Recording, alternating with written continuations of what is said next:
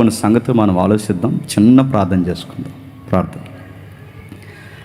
ప్రేమగల తండ్రి, కృపగల దేవ, చక్కటి పాటలు, తొలి పలుకులు, అనేకులు తండ్రి విశ్వాసంలో బలపడే తండ్రి చక్కటి నడిపింపు ఇప్పటి వరకు జరిగింది. మరికొన్ని విలువైన సంగతులు మాకు అందించండి. క్రైస్తవ్యానికి లంగరు లాంటిది పునరుద్ధానం. ఈ జనరేషన్కి తండ్రి మేము సాక్షులు.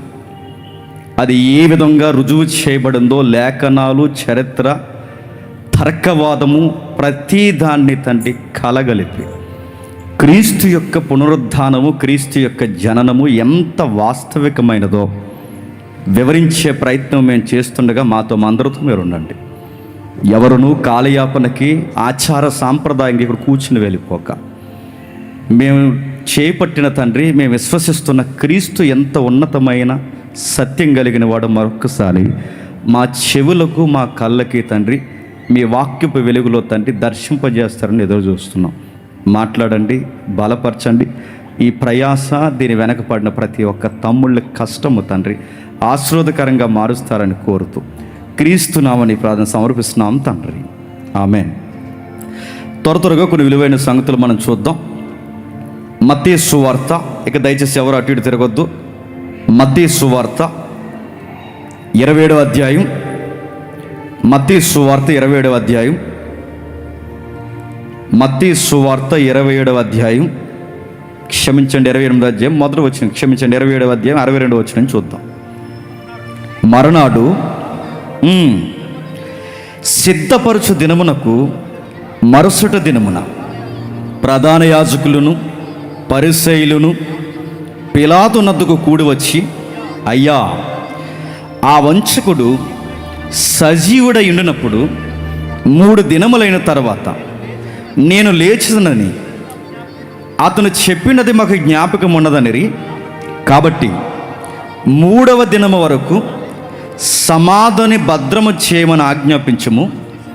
వాని శిష్యులు వచ్చి వాణ్ణి ఎత్తుకొని పోయి, ఆయన మృతుల్లో నుండి లేచినని ప్రజలు చెప్పుదురేమో, అప్పుడు మొదటి వంచన కంటే కడపటి వంచన మరి చెడ్డదై ఉండనని చెప్పిరి. అందుకు పిలాతు, కావలవారు ఉన్నారు కదా, మీరు వెళ్ళి చేతనైనంత మట్టుకు సమాధిని భద్రం చేయడని వారితో చెప్పెను. వారు వెళ్ళి కావల వారిని కూడా ఉంచుకొని రాత్రికి ముద్ర వేసి సమాధిని భద్రం చేసిరి. ఆగుతాం. ఎవరి దగ్గర బైబిల్ లేకపోయినా సిగ్గు లేకుండా పక్కవారి బైబిల్ చూడండి. వార్నింగ్ 2, దయచేసి వాక్యం చెబుతున్నప్పుడు ఎవరు అటు ఇటు తిరగకండి. వార్నింగ్ 3, మీకు ప్రైజులు కనబడుతున్నాయా? ఎవరైతే శ్రద్ధగా లాస్ట్ మీటింగ్ అయ్యేంత వరకు ఉంటారో వాళ్ళకి ఇస్తారా పెద్ద కప్పు. జాగ్రత్తగా ఉండండి, మంచిగా వినండి. బైబుల్ లేకుండా కాలయాపన తిరగదు. మీకు వార్నింగ్ ఇస్తున్నాను, మీరు ఏమనుకుంటా అనుకోండి, నేను భయపెట్టట్లేదు. అపోస్తులైన పౌలు వాక్యం విస్తరించి మాట్లాడుతున్నప్పుడు కొంతమంది ఏమరపాటుగా మేడగది మీద కూర్చొని నిద్రపోతుంటే అక్కడి నుంచి పడ్డాడట. ఒకడు పడితే ఏమైంది? చచ్చాడు. ఆ చచ్చిన వాడిని బ్రతికించడానికి పౌలు ఉన్నాడు కాబట్టి సరిపోయింది. ఇక్కడ ఎవడైనా ఏమరపాటుగా తిరిగితే చచ్చారే అనుకోండి, బతికించడానికి పౌలు, పీటర్ లేడు. ఇక్కడ గుర్తుపెట్టుకోండి. ఇంక పోవడమే, జెండాకే చెప్పండి. అందుకే దయచేసి ఎవరు అటు ఇటు తిరగొద్దు. ఏ పని పెట్టుకోవద్దు. 1 గంట మీ సమయాన్ని నాకు అప్పగించండి.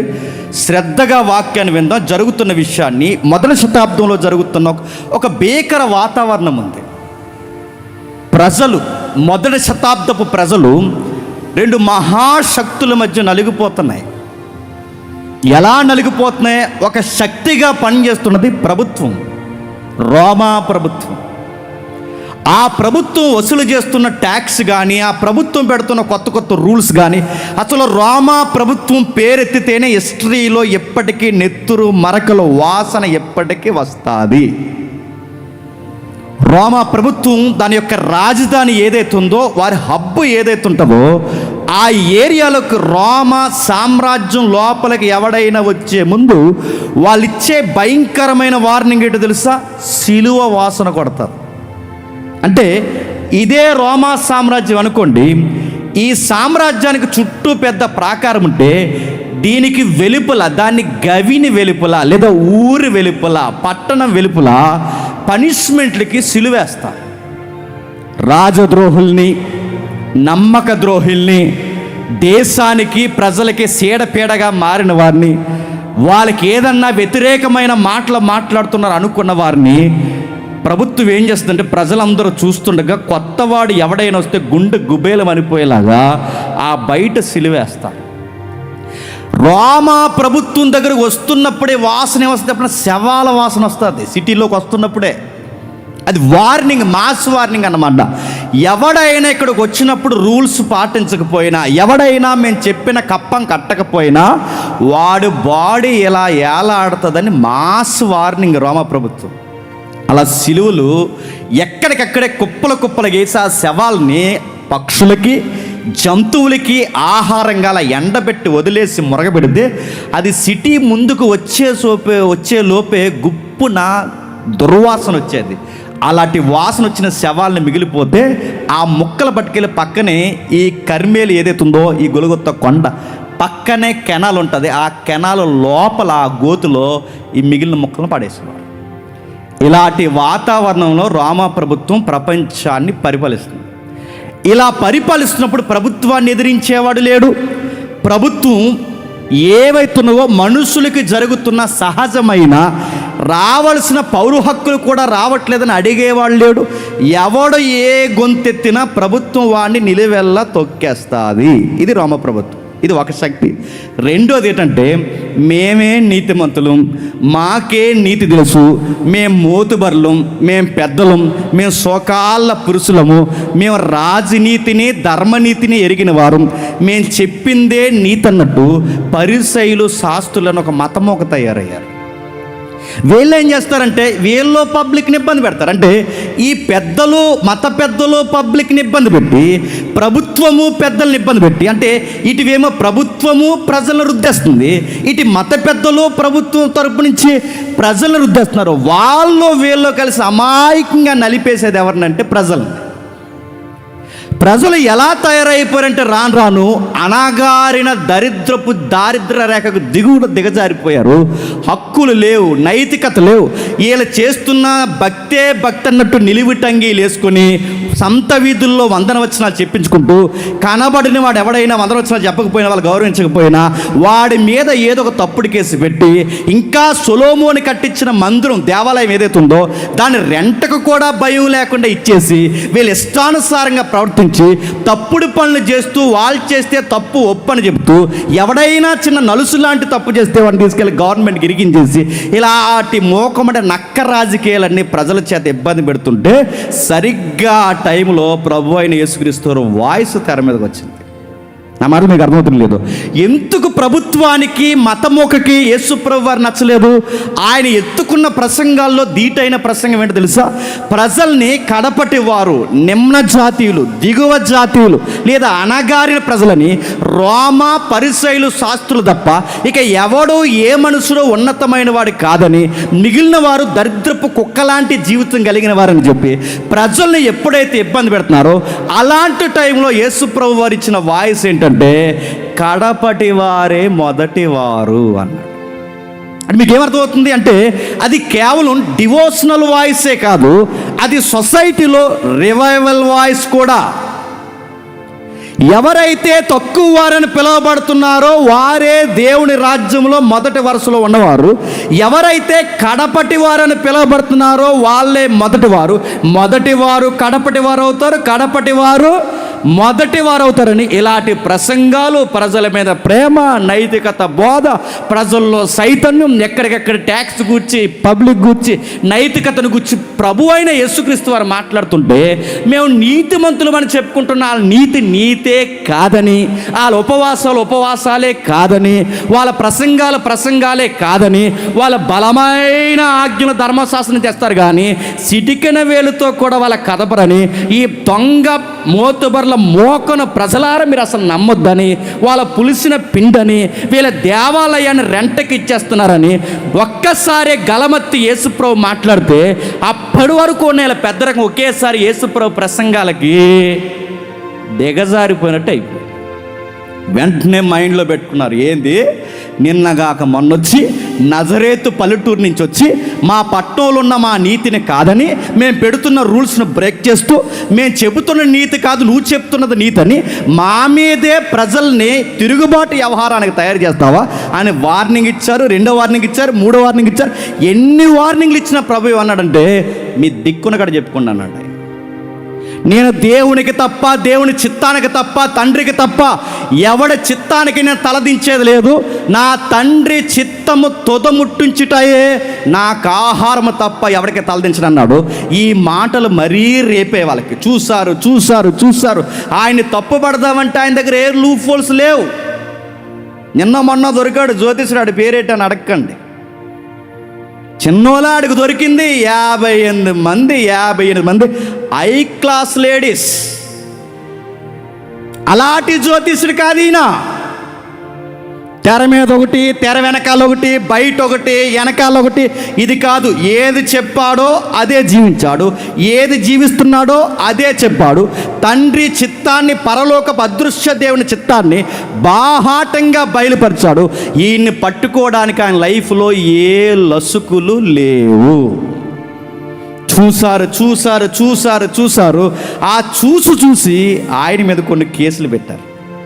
ఆ కేసులు ఏంటంటే, మాబ్ ఫామ్ చేస్తున్నాడు, అంటే పబ్లిక్ని గుంపులు కడుతున్నాడు. పబ్లిక్ని గుంపు కడుతున్నాడంటే ప్రభుత్వం చెవిలో ఒక మాట వేశారు. ప్రభుత్వానికి వ్యతిరేకంగా ప్రతిపక్ష గుంపుని తయారు చేస్తున్నాడని, ప్రజల్ని గుంపుగా ఫామ్ చేసి ఆయన రాజు అని చెప్పుకుంటున్నాడని చెప్పి కొత్త కేసులు పెట్టండి అని చెప్పి రాజులకి, చక్రవర్తికి చెవిలో పడేశారు.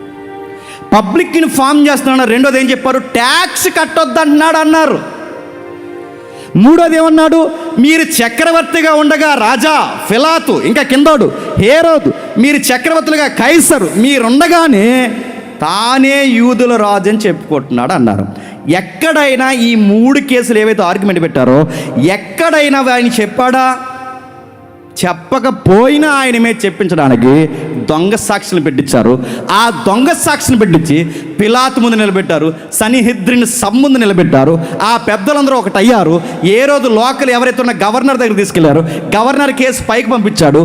ఆ పైన పిలాతు దగ్గర తీసుకెళ్ళాడు. పిలాతు మొత్తం వాకప్ చేశాడు. పిలాతుకు ఒక విషయం తెలిసింది, చెప్పుకోదగ్గ నేరం ఏమి చెప్పండి, కనబడట్లేదన్నారు. అసలు ఈయన ఏ తప్పు చేశాడని నన్ను పనిష్మెంట్ ఇమ్మంటారంటే, వాళ్ళ దగ్గర ఆన్సర్ లేని స్వరం ఒకటి ఉంది, వాళ్ళ దగ్గర జవాబు లేని స్వరం ఏంటంటే సిలువ వేయము.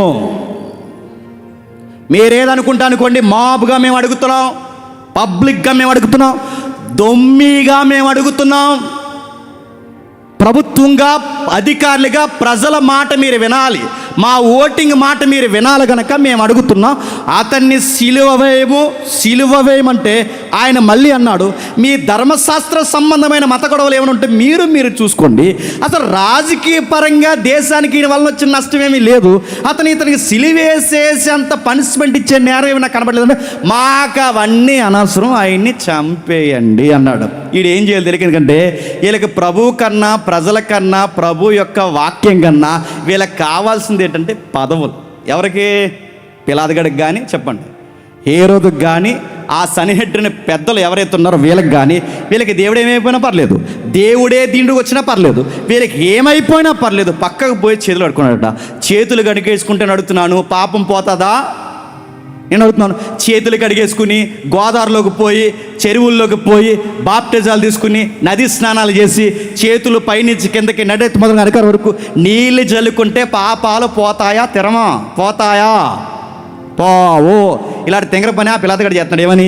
కడిగేసుకుని. ఏమి కడిగేస్తావు? కడిగెత్తే పోవడానికి పాపం అయ్యా, అది రక్తపు డాగు కన్నా డేంజర్. అది ఒక్కసారి ఆ పాపపు డాగు పడిందో అది ఎంత కడిగినా పోదు. వాడు సేఫ్ జోన్ అనుకున్నాడు, కానీ వాడి హిస్టరీ ఎలా బలయ్యాడు వీలైతే యూట్యూబ్లో ఉంటుంది, వినండి. ఆ పిలాతు ఏం చేశాడంటే, ఆ తర్వాత కొరడాలతో కొట్టించాడు, మళ్ళీ తీసుకొచ్చాడు, గోను పట్ట కట్టాడు. చాలాకి అవమానించింది వదిలేంటంటే మళ్ళీ అరిశారు, సిలువేస్తే కానీ మా పగ చల్లారుతున్నారు. తీసుకెళ్లారు, సిలువేశారు, చంపేశారు. ఆ చంపేసిన తర్వాత 62లో మరనాడు సిద్ధపరచు దినం మరుసటి దినమున ప్రధాన యాజకులు పరిచయాలు పిలాతు ఎదురు కూడా వచ్చి, అయ్యా మీకు విషయం చెప్పాలి, ఆ వంచకుడు నేను అడుగుతున్నాను, ఎవడు వంచకుడు? టైం లేదు కానీ గట్టిగా ఆర్గ్యుమెంట్ చేద్దాం అనుకున్నాను. ఎవడు వంచకుడు? వంచకులు మీరు. సొలొమోను మందిరాన్ని రెంటకిచ్చి ఆ గొర్రెలు మేకలు వ్యాపారానికి ఇచ్చేసిన వంచకులు మీరు. ఆ కైపాగాడు వంచకుడు, ఆ కైప బామ్మర్ది ఎవడైతున్నాడు అన్నాగాడు మీరు వంచకులు. ఎవడు వంచకుడు? ఎప్పుడు గుర్తుపెట్టుకోండి, వీళ్ళ వంచుకులయ్యుండి వీళ్ళ దొంగలయ్యుండి ఎవరిని దొంగ అంటున్నారండి? ఆయనను దొంగ వంచకుడు అన్నారు. ఇంకా గమ్మత్తడు తెలుసా, వాళ్ళకి ఒక విషయం గుర్తుండిపోయిందంటే, వాళ్ళకి తిన్నా నిద్రోయినా స్నానం చేసినా బయటకు వచ్చినా ఆ డ్రెస్ వేసుకున్నా ఎవడన్నా వందనవచనాలు చేసినా వీళ్ళ గుండెల్లో బాగా గుర్తుండిపోయింది. చెప్పిన శిష్యులకు గుర్తులేదు కానీ వీళ్ళకి మాత్రం బాగా గుర్తుండిపోయింది. ఆ గుర్తుండిపోయింది ఏంటంటే, ఆయన 3వ రోజు లేస్తా అన్నాడు అన్నారు. బాగానే గుర్తుంది ఇది. ఎక్కడో భయం నిజంగా లేచిపోతే, ఎక్కడో భయం నిజంగా తిరిగి లేస్తే ఆ భయం శిష్యులకు గుర్తు లేదు కానీ వీళ్ళకి గుర్తుందట. ఆ గుర్తుండి వాళ్ళు ఏం చేస్తారంటే, ఆ వంచకుడు 3వ దినాన్ని లేస్తానన్నాడు, ఇప్పుడు మమ్మల్ని ఏం చేయమంటారు? లేచి ఒకవేళ లేవకపోతే ఆయన శిష్యులు వచ్చి ఆయన ఎత్తుకుపోతే మొదట జరిగిన నేరారోపణ కన్నా కడపట వంచన మరీ ఘోరంగా ఉంటుంది. అందుకే మమ్మల్ని ఏం చేయమంటే పిలాతు అన్నాడు, పోలీసులు ఉన్నారుగా అన్నాడు. రోమా బెటాలియన్ పెట్టాంగా, ఇలాంటి తెలిసిందే మీకు ఇంకా special private battalion, private body guards ఎవరు ఉంటే వాళ్ళని వీళ్ళని కలిపి మొత్తం టైట్ సెక్యూరిటీ పెట్టుకుని అన్నాడు. ఇటు ప్రైవేట్ సెక్యూరిటీ ఇటు గవర్నమెంట్ సెక్యూరిటీ రెండు కలిపి టైట్ చేశారు సమాధిని. గుర్తుపెట్టుకోండి, ఇది మత్తయి రికార్డ్ చేస్తున్నాడు. ఈ మత్తయి గారు రికార్డ్ చేస్తే ఏమన్నాడు, వీళ్ళు కలిసి సమాధిని పూర్తిగా చాలా పకడ్బందీగా చాలా పక్కాగా జాగ్రత్తగా సమాధిని ఎప్పుడైతే వీళ్ళు సిద్ధపరిచారో, ఆ సిద్ధపరిచిన తర్వాత జరిగిన విషయం ఏంటి మీకు తెలుసు. అన్నట్టుగానే ఈరోజు ఈ పునరుద్ధానం రోజు అన్నట్టుగానే ఆయన తిరిగి లేచాడు. ఈయన ఎప్పుడైతే తిరిగి లేచాడో ఆ సంకెళ్ళ చేత బంధించారు, బండ చేత బంధించారు, ఆ సంకెళ్ళకి గవర్నమెంట్ సీల్ స్టాంప్ వేసి బంధించారు, సైనికుల చేత బంధించారు. వాళ్ళు ఎన్నిటి చేత బంధించినా మరణం కూడా ఆయన్ని బంధించలేకపోయింది. ఆయన లేచాడు, ఆయన తిరిగి లేచాడు. ఎప్పుడైతే ఆయన తిరిగి లేచాడో వీళ్ళు అనుకున్నారు, బండను తొలగించడానికి శిష్యులు వచ్చారా, లేకపోతే బండను తీసుకుని బయటకు వచ్చారా? హిస్టరీలో ఇలాంటి రికార్డ్స్లో గుర్తుపెట్టుకోండి. యేసు ప్రభు మరణించి తిరిగి లేచినప్పుడు ఆయన సమాధి నుంచి బయటికి రావడానికి ఆయనకి బండ తీయాల్సిన అవసరం లేదు, పోలీసులు అడ్డు లేగాల్సిన అవసరం లేదు. మీరు ఇంకా చదువుకొని ఇంటికి వెళ్ళిన తర్వాత అసలు ఆ సీల్ ఓపెన్ చేసిన అవసరం లేదు. అక్కడి వరకు ఎందుకు, ఆ కట్టిన నార వస్త్రం ఏదైతే ఉందో ఆ నార వస్త్రం కూడా ఇప్పాల్సిన అవసరం లేదు. ఎలాగొన్న అలాగుంటే ఆయన లేచాడు. ఇప్పుడు చెప్పండి, చాలామంది ఇమేజెస్లో చూస్తే మిమ్మల్ని బండని ఇలా తొలగించి ఆయన బయటగా, ఆయన బండ తొలగాల్సిన అవసరం లేదు. మూయబడిన తలుపులు మూయబడిన సమాధి మూయబడి ఉండగానే ఏది తెరవకుండగానే బయటికి సజీవంగా వచ్చిన ఒకే ఒక వ్యక్తి ప్రభు అయిన యేసుక్రీస్తు. ఆయన తిరిగి లేచాడు. ఎప్పుడైతే ఆయన తిరిగి లేచాడో వీళ్ళకి వెంటనే గుబేలు మంది, వీళ్ళ ప్రైవేట్ సెక్యూరిటీ ఉన్నారుగా ఈ పరిశీలన శాస్త్రం సంబంధించి వాళ్ళు ఏమంటున్నారంటే 11వ వచనంలో వారు 28-11 వచనంలో వారు ఎల్లుచుండగా కావలి వారిలో కొందరు పట్టణంలోనికి వచ్చి జరిగిన సంగతులన్నింటినీ ప్రధాన యాజకులతో చెప్పిరి. కాబట్టి వారి పెద్దలతో కూడా వచ్చి ఆలోచన చేసి చాలా ద్రవ్యం ఇచ్చి మేము నిద్రపోవచ్చుండగా ఆయన శిష్యులు రాత్రి వేళ వచ్చి అతన్ని ఎత్తుకొని పోయిరని వారికి చెప్పమని గట్టి స్టోరీ అల్లేశారట. ఇది అధిపతి చెవిని పడిన మేము అతన్ని సమ్మతింపపరిచి మీకు ఏమీ తొందర కలగకుండా చేద్దామని చెప్పిరి. అప్పుడు వారు ఆ ద్రవ్యం తీసుకొని తమకు బోధింపబడిన ప్రకారం చేసిరి. ఈ మాట యూదులలో వ్యాపించి నేటి వరకు ప్రసిద్ధి అయ్యింది. ఇప్పుడు చెప్పండి, ఇప్పుడు బాగా వినండి. నిజంగా యేసు ప్రభు లేచాడో లేదో మనకి తెలియకపోతే, నేను మళ్ళీ చెప్తున్నాను, ఆచార సాంప్రదాయంగా తెల్లవారుదామున శవాల దగ్గరికి సమాధుల దగ్గరికి వెళ్ళి వచ్చేస్తే, ఒకవేళ అది నిజం కాకపోతే ఈ ప్రపంచంలో మనకంత అమాయకులు ఎవరు లేరు. బయట వాళ్ళు అంటున్నారుగా, ఏమని, మీరు మామూలు గొర్రెలు కాదురా. చెప్పండి, నిజంగానే వాళ్ళ అన్న మాట నిజం అవుద్ది. రెండో మాట చెప్తున్నాను వినండి. ఒకవేళ ఆయన నిజంగా తిరిగి లేకపోతే ఇక్కడ రాయబడిన స్టోరీయే నిజమైతే ఏంటి మన పరిస్థితి? ఎంతమంది సేవకుల జీవితాలు ఏమవ్వాలి? ఎంతమంది విశ్వాసుల జీవితాలు ఏమవ్వాలి? ఆయన నిజంగా తిరిగి లేకపోతే క్రైస్తవ్యం, ప్రపంచంలో క్రైస్తవ్యం అంత పెద్ద అబద్ధపు మతం ఇంకేది ఉండదు. ఎంతకన్నా పచ్చి అబద్ధం ఈ ప్రపంచం లేదు ఉండదు. ఒకవేళ ఆయన తిరిగి లేస్తే ఆయన కన్నా గొప్ప దేవుడు ఎవరు ఉండరు. ఇప్పుడు ఆర్గ్యుమెంట్ మనకి, ఎంతకి ఆయన లేచాడా లేదా? ఆయన లేచాడా లేదు తెలు, కానీ తెల్లవారుజాము మాత్రం సమాధి దగ్గరికి వెళ్ళొచ్చాం. వెళ్ళొచ్చి ఎవరిని చూడడానికి వెళ్ళావు? నేను వెళ్ళొద్దంటలేదు, వెళ్ళండి. కానీ వెళ్తున్నప్పుడు ఎవరిని చూడడానికి వెళ్ళావు? మీ తాతని, మీ నానమ్మని, మీ అక్కని, మీ మామని, మీ అత్తని, ఇలా చూస్తావు. నడుతున్నా వాళ్ళు ఎగరనే కదా వెళ్ళావు.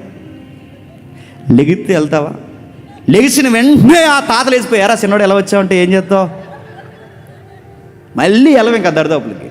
పాస్టర్ గారు పరారు, కాటికాపురు పరారు, సేవకులు పరారు, పెద్దలు పరారు. లేచి పెద్దోడు ఆగండ్రా అనాలి, ఎవడు ఆగడు. నేను అడుగుతున్నాను, దేనికి వెళ్తున్నావు? వెళ్ళింది తాత కోసం కాదు, మా అత్త కోసం కాదు, వెళ్ళింది మా నాయనమ్మ కోసం కాదు. వెళ్ళింది దేనికంటే మాకు ఒక లెగసీ ఉంది. ఆ లెగసీ ఏంటంటే, ఈ సమాధుల దగ్గరికి వెళుతున్న ఈ ట్రెడిషన్ మేము ఈ ప్రపంచానికి ఏమి చూపిస్తున్నామంటే, మా ప్రభు ఈ సమాధుల్లో నుండి తిరిగి లేచాడు. అది సమాజానికి ఇండైరెక్ట్ మెసేజ్ మనం ఇస్తున్నాం. ఆ మెసేజ్ని చూపించడానికి అడుగుతారు, సమాధుల దగ్గరికి ఎందుకు వెళ్తున్నారా తెల్లవారుజామునంటే, 2000 సంవత్సరాల క్రితం ఎలాగే వెళ్ళారు మా పూర్వీకులు, మా పితరులు. వారు వెళ్ళినప్పుడు యేసుప్రభు తిరిగి లేచాడు. ఆ లెగసీని కంటిన్యూ చేయడానికి మేము వెళ్తున్నామని చెప్పడానికి వెళ్తున్న మెసేజ్. ఈ మెసేజ్ అంతా వదిలేస్తాం. వెళ్ళి ఆ సమాధి తలకాడ కూర్చుని అన్నామంట, మా తాతకి గోంగూర అంటే ఎంత ఇష్టమో అన్నారట. ఏం చేస్తావు? ఆ గోంగూర బోటి వండేటాడు. ఆడు లెగుతాడు. బతుకున్నప్పుడు ఇప్పుడు మెతుకులు ఎట్టలేదు ఆడికి, బతుకునని చెప్పి నీళ్ళు ఇవ్వలేదు ఆడికి. ఇప్పుడు చచ్చినోడి దగ్గరికి వెళ్ళి బోటి గోంగూర ఎట్టి తింతాత తినంటే ఆడు లెగిసి ఉప్పే అనాలి. నిన్ను పెడతావా? నిజంగా తింటే పెడతావా? నువ్వు వెళ్ళాల్సింది మీ తాత దగ్గర కాదు, మీ అమ్మ దగ్గరికి కాదు, మీ నాయనమ్మ దగ్గర కాదు. నువ్వు వెళ్ళాల్సిన లెగసీ ఏంటి? రెజరెక్షన్ అని ఒక మెసేజ్, ఇండైరెక్ట్ మెసేజ్ సొసైటీకి ఇస్తున్నాం. ఇది జరిగిందా లేదా? ఇది జరిగిందో లేదో తెలియడానికి ఆర్గ్యుమెంట్ 1, ఫస్ట్ ఆర్గ్యుమెంట్ మనం చూస్తున్నాం. నిజంగా ఇది జరగకపోతే నేను అడుగుతున్నాను, చాలామంది ఇటీవల కాలంలో వాగుతున్న మతమోకల్లో ఒక మోక, వీళ్ళందరూ ఈ వాట్సాప్ యూనివర్సిటీలో, ఈ ఫేస్బుక్లో, ఈ కామెంట్లోనే వాగుతారండి. ఇలా వాగే వాళ్ళందరినీ ఇలాంటి డయాస్ దిగి, ఇలాంటి సెంట్రల్ డయాస్ ఒకటి పెట్టి ఆడికి మైక్ ఇచ్చి, మేము ఒక మైక్ తీసుకుని, నువ్వు చెప్పరా చిన్నోడు ఎందులో అని చెప్తావో మేము చెప్తాం, నువ్వు ఫేక్ అని నువ్వు ప్రూవ్ చేయి, వాస్తవం అని మేము ప్రూవ్ చేస్తాం, నువ్వు డిబేట్ చేయి, మేము డిబేట్ చేస్తాం అంటే ఒక్కడ రాడండి ఈ వాట్సాప్ యూనివర్సిటీ గట్టు. ఒక్క రాడు నడుతున్నాను, వాగడం మాత్రం వాగుతారు. ఇప్పుడు అడుగుతున్నాను, ఒకవేళ ఇది నిజమో కాదో కావాలంటే మనకు తెలియాలి అంటే ఒక్కసారి ఒక ఇమేజ్ మేము వేస్తాను చూడండి. యహ్రమాన్ ఎవరైతే ఉన్నారో ఒక సైంటిస్ట్ ఉన్నాడు. ఒకసారి చూడండి, అక్టోబర్ 5, 1955. ఈయన ఎవరో తెలుసా? సందేహవాది బార్ట్ డెంటల్ యహ్రమాన్. కనబడుతున్నాడా? ఆయన రాసిన పుస్తకం ఒకటి ఉంది చూడండి. ఇది బైబిల్ ఎలుగులో కాదు, ఆయన ఎలుగులో ఒకసారి మీరు చూడండి. ఆయన రాసిన తెలుసా?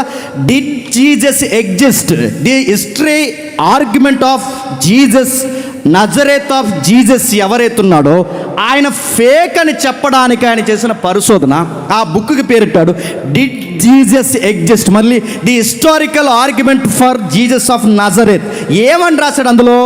ఆయన నేను ఫేక్ అని ప్రూవ్ చేయాలనుకున్నాను, కానీ ఎంత తిరిగి చూసినా ఆయన చరిత్రకారుడని ఒప్పుకోక తప్పదన్నాడు. ఎవరు? ప్రపంచంలో అనుమానాల్లో నెంబర్ 1 అనుమానం ఎవరో తెలుసా? ఆయనే. ఆయనే. ఎవరైతే ఉన్నాడో యహ్రమాన్ ఎవరైతే ఉన్నాడో ఆయన రాశాడు. ఆయనే కాదు, నీవు చరిత్రలో కాస్త చరిత్ర మీద అవగాహన ఉన్న ఏ వ్యక్తినైనా, ఏ చరిత్రకారునైనా అడుగు, ప్రతి చరిత్రకారుడు చెప్తాడు యేసు ప్రభుకి చరిత్ర లేకుండా లేదు, యేసు ప్రభు చరిత్రలో ఉన్నవాడని చరిత్రకారుడైన ఎవడైనా చెప్తాడు. అంటే జీసస్కి హిస్టరీ ఉందంటే ఉంది, ఆయనకి చరిత్ర ఉందంటే ఉంది. అలాంటి చరిత్రలో ఆయన ఉన్నాడనడానికి రెండవ ఆర్గ్యుమెంట్ తెలుసా? ఆయన సమాధి చేయబడిన కార్యక్రమం. మొదటి ఆర్గ్యుమెంట్ ఇలాంటి సైంటిస్ట్ లేదా ఇలాంటి చరిత్రకారుల్ని, ఇలాంటి ఫిలాసఫర్ని, తత్వజ్ఞాని ఎవరైతే ఉన్నారో ఇలాంటి వారిని అడగండి. చరిత్రలో ఈ వాట్సాప్ యూనివర్సిటీ వాళ్ళు ఏదో చెప్తున్న గాలి మాటలు కాదు. నిజంగా యేసు ప్రభు చరిత్రలో పుట్టాడని దేవుని నమ్మనోడే చెప్పాడు. గుర్తుపెట్టుకోండి, దేవుని నమ్మనోడే చెప్పాడు. ఆయనే చెప్పాడు యేసు ప్రభు నిజంగానే పుట్టాడు అని. ఇంకా గమ్మత్తుడు చెప్పిన టైం లేదని ముగిస్తున్నాను త్వరగా. మీరు చూడండి, ఒక జర్నలిస్ట్ ఉంటాడు. తన భార్య యేసుప్రభు నమ్ముకున్న తర్వాత తన భార్య ఏంటి ఎలాంటి మతంలోకి దూరం, అసలు దేవుడు గీవుడు ఎలాంటి ఏమీ లేవు, నువ్వు ఎందుకు నమ్మావని చెప్పి తన విశ్వాసం నుంచి వెనక్కి తీసుకురావడానికి, తనని మోటివేషన్ చేయడానికి ఏదైనా చెబుదామనుకుంటే చెప్పే కొలది దీనికి ఇంకా నమ్మకం పెరిగిపోద్ది కనుక ఆ జర్నలిస్ట్ ఏం చేశాడంటే మొత్తానికి క్రిస్టియానిటీ యొక్క ఫేక్ అని ప్రూవ్ చేస్తే మొత్తానికి నా భార్య కాదు ప్రపంచంలో చాలామంది రక్షించిన అవుతారని చెప్పి ఆ వ్యక్తి చేసిన పని ఏంటో తెలుసా? మొత్తం మీద నా భార్య నమ్ముతున్న విశ్వాసం ఆధారం లేని విశ్వాసం ప్రూవ్ చేయాలని మొత్తం స్టడీ చేసిన తర్వాత ఆడికి అర్థమైంది ఏంటంటే మా ఆవిడే రైటు, నేనే రాంగు. చివరికి ఆడు క్రైస్తవుడయ్యాడు. దీని మీద మూవీస్ ఉన్నాయి, దీని మీద అనేకమైన డాక్యుమెంట్స్ ఉన్నాయి, బుక్స్ ఉన్నాయి, మీరు కాబట్టి చదవండి.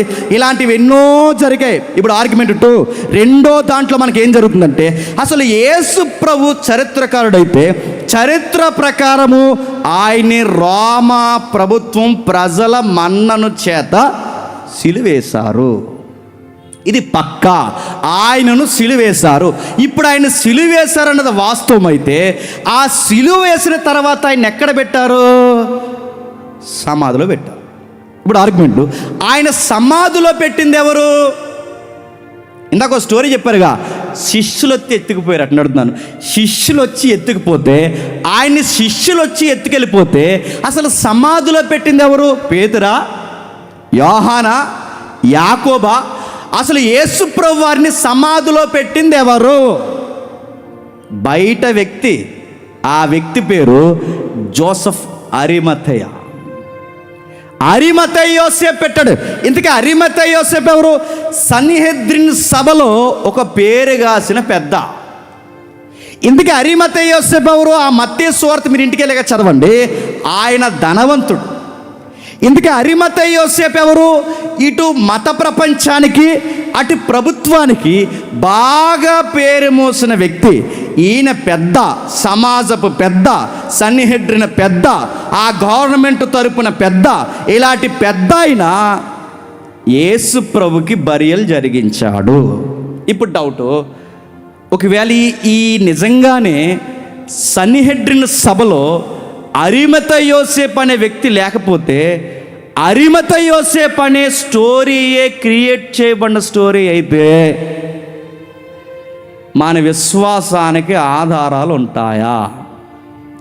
నేనేం చిన్న విషయాలు మాట్లాడట్లేదు, పెద్ద విషయాలు మాట్లాడుతున్నాను. అర్థమైన వారికి ధన్యత, అర్థం కాని వారు మీ ఆత్మలకు మీరే ఉత్తరవాదులు. రండి, వినండి.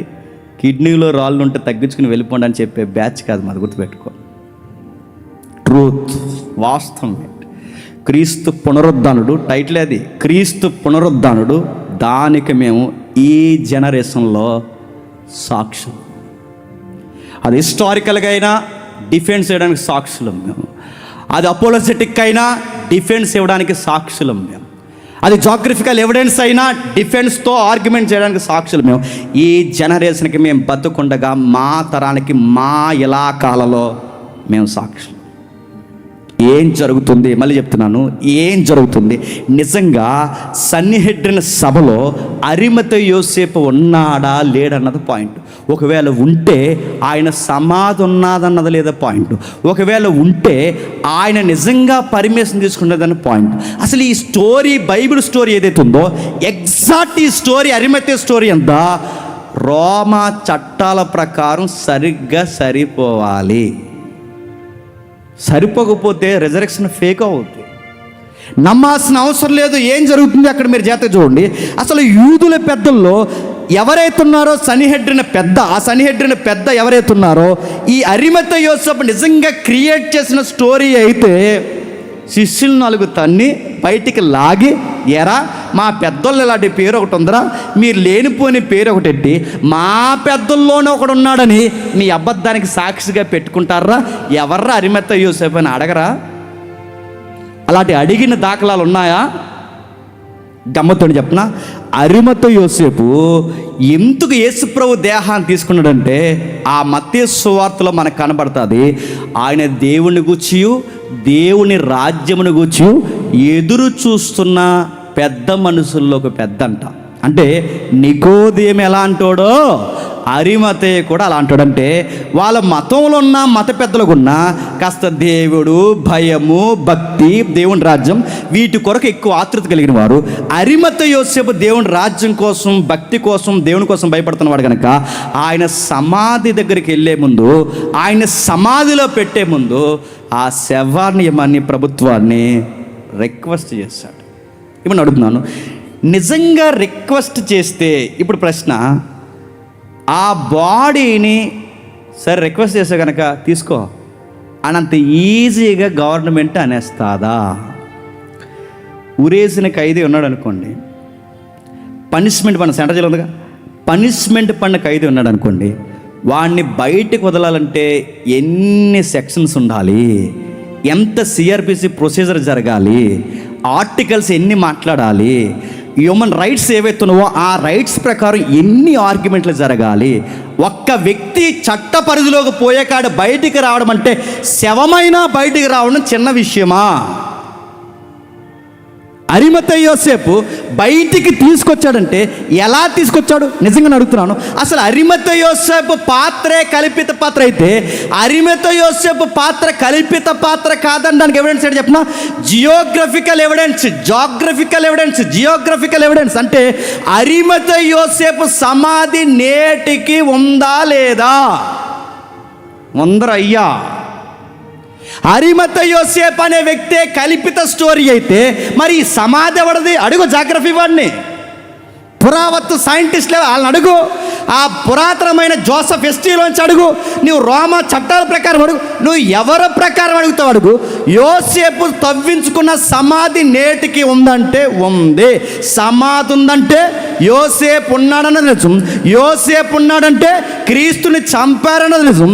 క్రీస్తుని చంపారన్నది నిజం అయితే ఆయన బాడీని ఆయన టేకప్ చేశాడన్నది కూడా చెప్పండి నిజం. ఇప్పుడు బాగా ఉందాం. ఎలా టేకప్ చేస్తాడంటే ఒక న్యాయవాది ఉన్నాడు రోమా ప్రభుత్వం తరపున, ఆయన పేరు ఉల్ఫన్ అంటారు. ఒకసారి మీరు చూడండి. ఉల్ఫన్ అంటే ప్రముఖ రోమా సామ్రాజ్యపు న్యాయ శాస్త్రవేత్త, అంటే అడ్వకేట్ లాంటివాడు అనమాట. ప్రభుత్వానికి చక్కటి సలహాదారుడు ఎవరైతే కనబడుతున్నాడో ఉల్ఫన్ ఎవరైతే కనబడతాయని చూడండి. డొమేటియస్ ఉల్ఫన్ ఆయన ఏమని మాట్లాడతాడంటే హ్యూమన్ రైట్స్ కోసం మాట్లాడతాడు. ఏమని? ఇదిగో మరణించిన ఖైదీల యొక్క హక్కులు, అంటే మరణించిన ఖైదీల యొక్క హక్కులని వాళ్ళకి మనకిలా సెక్షన్స్ ఉండవు కానీ ఆర్టికల్స్ ఉంటాయి. వాళ్ళు మాట్లాడితే ఆయన ఏమంటాడంటే డిజాస్టర్ అని ఒక ఆర్టికల్ మాట్లాడుతూ 48:24 క్లాజ్ 1 అంటే 48 48:24 క్లాజ్ 1 ప్రకారము మరణించి శిక్షింపబడిన వ్యక్తి శరీరాన్ని వారికి తిరిగి అప్పగించాలి అంటే ఆ దేహాన్ని ఖననం చేయడానికి ఆయన చెప్తున్న చట్టం రోమ ప్రభుత్వ చట్టం. మీకు అబద్ధమైతే ఒకసారి గూగుల్ తల్లిని అడుగుతారు, ఏ చెల్లిని అడుగుతారు, యూట్యూబ్ అక్కన అడుగుతారు, అడగండి. అవన్నీ పొంకాలుగా ఆయన గురించి ఉంటాయి. ఆయన మాట్లాడితే ఏమన్నాడు? రోమా న్యాయశాస్త్రవేత్త అంటాడు ఏమని? ఇదిగో హ్యూమన్ రైట్స్, మరణించిన వ్యక్తులు కూడా రైట్స్ ఉంటాయి. వారికి సంబంధించిన బంధువులు కానీ ఎవరైనా వ్యక్తులు కానీ ఆ దేహాన్ని తనకిమ్మని మేము ఖననం చేసుకుంటామని ఆ ప్రభుత్వ అధికారులను అడిగితే వాళ్ళు అడిగింది ఎవరైతే ఉన్నాడో చక్రవర్తికి, రాజుకి సబవు అనిపిస్తే పలానా 48:24 క్లాజ్ 1 ప్రకారం ఆ శవాన్ని వాళ్ళు పెట్టుకున్న అప్పీలు, రిక్వెస్ట్, అభ్యర్థన, ఇంకా మాట చెప్పాలంటే లూకాలో రాస్తాడు, అడుక్కున్నాడట. ఎవరు? అరిమతయి యోసేపు. ఆ దేహాన్ని నాకు ఇవ్వండి అని. ఈ రిక్వెస్ట్ ఈ సెక్షన్కి సరిగ్గా సరిపోతే అప్పుడు రాజు బాడీని ఇస్తాడంట. అప్పుడు చెప్పండి, చట్టానికి బైబిల్లో జోసఫ్ అరిమతయి యోసేపు అడుగుతున్న దానికి సరిగ్గా సరిపోయిందని చెప్పండి. సరిపోయింది. శిష్యులు వచ్చి ఎత్తుకెళ్ళిపోయారా? ఎవడెత్తుకెళ్ళిపోయాడంటే ఎవడెత్తెచ్చుకెళ్ళిపోయాడు. అసలు ఈ చట్టానికి సౌలభ్యం తెచ్చింది ఎవరు? మీరు అగస్టస్ అనే ఒక ఆయన ఉంటాడు, అసలు రోమా సామ్రాజ్యానికి తలకాయలు అట్టాడు. అగస్టస్ పెట్టాడు క్రీస్తు పూర్వం 31 నుండి 14 వరకు. అప్పుడు పెట్టిన చట్టాన్ని 2వ శతాబ్దం వరకు ఈ హక్కులు వర్తిస్తాయని చట్టాన్ని రికార్డ్ చేసిన వ్యక్తుల్లో ఇదిగో ఉల్ఫ్ అని ఒకడు గుర్తుపెట్టుకో. ఈ వ్యక్తులు రాస్తూ ఏమన్నాడు? ఆయన రాస్తూ 48:4:1 నుంచి సుమారు 11 ప్రకారం ఎవరికైనా శిక్ష విధింపబడితే కొన్ని షరతుల ప్రకారం వదలరట. కానీ ఆ షరత కాబట్టి వదులుతారట. ఆ షరతులు వదలని షరతులు ఏంటంటే, రోమా చక్రవర్తి మరణానికి ఎవడైనా కుట్ర పన్నితే ఆ బాడీని ఎవరంట. రెండవది, రోమా అధికారిని అంటే ఏదో ఒక అధికారిని చంపే ప్రయత్నం చేస్తే ఆ ఖైదీ బాడీని ఎవరట. సాయుధ తిరుగుబాటు అంటే ప్రజల్ని పోగేసి వాళ్ళకి ఆయుధాలు ఇచ్చి ప్రభుత్వం మీద తిరుగుబాటు చేసే ప్రేరణ ఎవడైనా ఇస్తే ఆ చచ్చిపోయిన ఖైదీకి ఆ బాడీ ఎవరట. శత్రు దేశంతో చేతులు కలిపి ఉన్న దేశానికి సిల్లు పెట్టేవాడు ఎవరైనా ఉంటే ఆ బాడీని ఎవరట. మిత్ర దేశాన్ని కూడా దేశానికి వ్యతిరేకంగా మారిస్తే ఆ బాడీని. అంటే ఈ 5 పాయింట్లు ఏం చెప్తున్నాయి? చక్రవర్తిని చంపిన వాడై ఉండకూడదు, 2 అధికారిని చంపిన వాడై ఉండకూడదు, సాయుధ తిరుగుబాటు చేసిన వాడై ఉండకూడదు, శత్రు దేశాలతో చేతులు కలిపినాడే ఉండకూడదు, మిత్ర దేశాన్ని శత్రు దేశంగా మార్చివాడే ఉండకూడదు. ఇప్పుడు ఈ 5 పాయింట్లో యేసు ప్రభు ఏదన్నా చేశాడా? ఏమీ చేయలేదు. అందుకే ఈ 5 పాయింట్లో ఏది ఆయన చేయలేదు. ఆయన చక్రవర్తిని చంపాలనుకోలేదు, రోమా ప్రభుత్వ అధికారిని చంపాలనుకోలేదు, శత్రు దేశాన్ని రోమా ప్రభుత్వానికి వ్యతిరేకంగా రేపలేదు, మిత్ర దేశాన్ని కూడా శత్రు దేశంగా ఎక్కడా మార్చలేదు. ఇలాంటి నేరం ఏమీ చేయలేదు కనుక ఈ సెక్షన్ ప్రకారం ఆయన దేశద్రోహి కాడు కనుక అరిమతయి యోసేపు పెట్టుకున్న వెంటనే అబుల్కేసిన పిలాతు ఏం చేశాడు చెప్పండి? ఓకే చేశాడు. ఎందుకు ఓకే చేశాడు? ఆయన దేశద్రోహిగా చనిపోలేదు. ఎందుకు ఓకే చేశాడు? ఆయనకి సర్వహక్కులు ఉన్నాయి. ఎందుకు ఓకే చేశాడు? అడిగిన వాడు చిన్నోడు కాదు. అడిగిన వాడు ఎవడో తెలుసా? సమాజంలో పెద్ద, మతంలో పెద్ద, ఆ ప్రభుత్వం తరపున పనిచేస్తున్న, ఇండైరెక్ట్గా మెసేజ్ ఇస్తున్న పెద్ద. ఇలాంటి పెద్దోడు వచ్చి ఆ సామాన్యంగా చనిపోయిన ఆ బాడీని ఇమ్మంటే పిలాతు ఎవడా? సెక్షన్లకి సరిగ్గా అభ్యర్థన పెట్టిన వ్యక్తే చెప్పండి, అరిమతయి యోసేపు. సెకండ్ ఆర్గ్యుమెంట్ ప్రకారం నేను చెప్తున్నాను, ప్రభు అయిన యేసుక్రీస్తు వారిని నిజంగానే అరిమతయి యోసేపు బరియల్ చేశాడు. గుర్తుపెట్టుకోండి. నేను ముగిస్తున్నా. 2వ శాస్త్రవేత్త, ఈయన పేరు మీరు వినండి జస్ట్, జూలియస్ పాలస్ డెజాస్. చట్టం 1 అంటే చట్టంలో 420 క్లాజ్ 21 దీని ప్రకారం కూడా మృతదేహాల్ని అనుమతి లేకుండా సిలువ మీద నుంచి కానీ ఉరుకొయ్యల మీద నుంచి కానీ ఎవడైనా దించితే దించినోడికి మరణశిక్ష వేస్తారంట. ఆ బాడీని ఎవడన్నా పట్టుకెళ్తే ముందు ఆడిని బాడీ గల్లం తీసి పడతారట. అంటే ఈ సెక్షన్స్ ఉన్నాయి. 420 క్లాజ్ 1 డిజాస్ట్ అని కొట్టండి, అందులో వస్తాయి. ఏవైతున్నావో ఆ చట్టం ప్రకారం ఎవడైనా బాడీని ఖననం చేయడానికి పట్టుకెళ్ళినా, సిలువ మీద బాడీని దించినా, ఉరుకొయ్యల మీద బాడీని దించినా ఆ దించినోడు సంగతి తెలుసు. ఇప్పుడు చెప్పండి, శిష్యులు వచ్చి ఎత్తుకెళ్ళిపోయి ఎక్కడ తిరిగారు? చైనాలో తిరిగారా? శిష్యులు వచ్చి బాడీని ఎత్తుకెళ్ళిపోయి ఎక్కడ తిరిగారు? నడుతున్నారు, రష్యాలో తిరిగారా? శిష్యులు వచ్చి ఎత్తుకెళ్ళిపోయి ఎక్కడ తిరిగారు? ఆ ఇజ్రాయెల్ దేశం ఆ ప్రభుత్వం ముందే తిరిగారు. ఆ ఇజ్రాయెల్ దేశం ఆ ప్రభుత్వం ముందే తిరిగితే వాళ్ళని ఏమన్నా చేయగలిగారా? ఎందుకు చేయలేకపోయారు చెప్పిన? వాళ్ళు ఆ క్రైమ్ చేయలేదు కనుక వాళ్ళు ధైర్యంగా తిరిగారు అక్కడ. ఎందుకు ధైర్యంగా తిరిగారు? ఎందుకంటే వాళ్ళు ఎత్తుకెళ్ళలేదు, ఏమి చేయలేదు. వాళ్ళు నిజంగా ఎత్తుకెళ్ళిపోతే ఆ ప్రభుత్వం ముందు ఎందుకు తిరుగుతారు? ఆ పెద్దల ముందు ఎందుకు తిరుగుతారు? వాళ్ళ ముందు ఈ సువార్త ఆయన తిరిగి లేచని ఎందుకు చెప్పుకుంటారు? నోర్మి ఏంటో ఎత్తుకెళ్ళిపోయి మళ్ళీ లేచాడని చెప్తున్నాను. వాళ్ళని కొట్టరా? గమ్మత్తని చెప్తున్నా, అసలు కొట్టే ప్రయత్నాలు చేశారంటే చేశారు. అపోస్తలుల గారి ఇంటికి వెళ్ళి చదవండి. యాకోబు యోహాన్ని, పేతురులు ఎవరైతే ఉన్నారో ఈ పేతురు యాకోబు యోహాన్ లాంటి వారిని పిలిచి గట్టిగా అపోస్తలుల కార్యంలో కొట్టి, ఈ నామమును గురించి కానీ ఆయన పేరుని కానీ సువార్తను కానీ మీరెక్కడైనా చెప్పారు, ఈసారి కొట్టడం కాదు చంపుతామంటే పేతురు యోహాన్ని ఎవరు చెప్పనా? మేము కన్నవాటిని ఎన్నవాటిని చెప్పకుండా ఉండలేమని అడుగుతున్నాను. నిజంగా శవాన్ని ఎత్తుకెళ్ళిపోయినాడంటే శవం కోసం ఎవడైనా శవం అయిపోతాడా? అబద్ధం ఇప్పటివరకు చెప్తామండి, మనకి ఏమి ఇబ్బంది లేనంతకాలం చెప్తాం. ఆ అబద్ధమే మనకు పంపించేస్తుందని కూడా ఏం చెప్తాం? బాబా ఏదో బతుకు తెరుగు కోసం చెప్పండి. ఇది చెప్పాను నన్ను వదిలినట్టు అంటావా అనవా? కానీ శిష్యులు ఏమన్నా తెలుసా? చావనైనా చచ్చిపోతాం కానీ చెప్పండి, ఆయనను ఎరగనని మాత్రం అనమన్నారు. అంటే దీన్ని బట్టి మనకి ఏమర్థం అవుతుంది? ఆయన తిరిగి లేచాడు. ఇంకా మీరు కావాలంటే ఇంటికి వెళ్ళి చదవండి, టైం లేదు. ఇంకా మీరు చదవండి. ఎవరైతే ఉన్నారో విల్సమ్ లైన్ చరిత్రకారుడు, ఆయన అంటాడు, యేసు ప్రభు బరియలు జరిగిందని చరిత్రలో పచ్చి నిజమని ఖచ్చితంగా అందరూ ఒప్పుకోవాలి. చరిత్ర ప్రకారం ఆయన సమాధి ఎక్కడుందో నేటికి ధృవీకరించొచ్చని విల్సమ్ లైన్ చెప్తాడు. మీరు కావాలంటే వినండి. ఇంకా ఇప్పుడు ఆయన సిలువేశారన్నది వాస్తవం, ఆయన చరిత్రలో ఉన్నాడన్నది వాస్తవం. ఇప్పుడు మళ్ళీ ఆయన సమాధి అరిమతె యోసేపు చేశాడన్నది వాస్తవం, ఆయన సమాధికి పర్మిషన్ బాడీ తీసుకున్నాడన్నది వాస్తవం.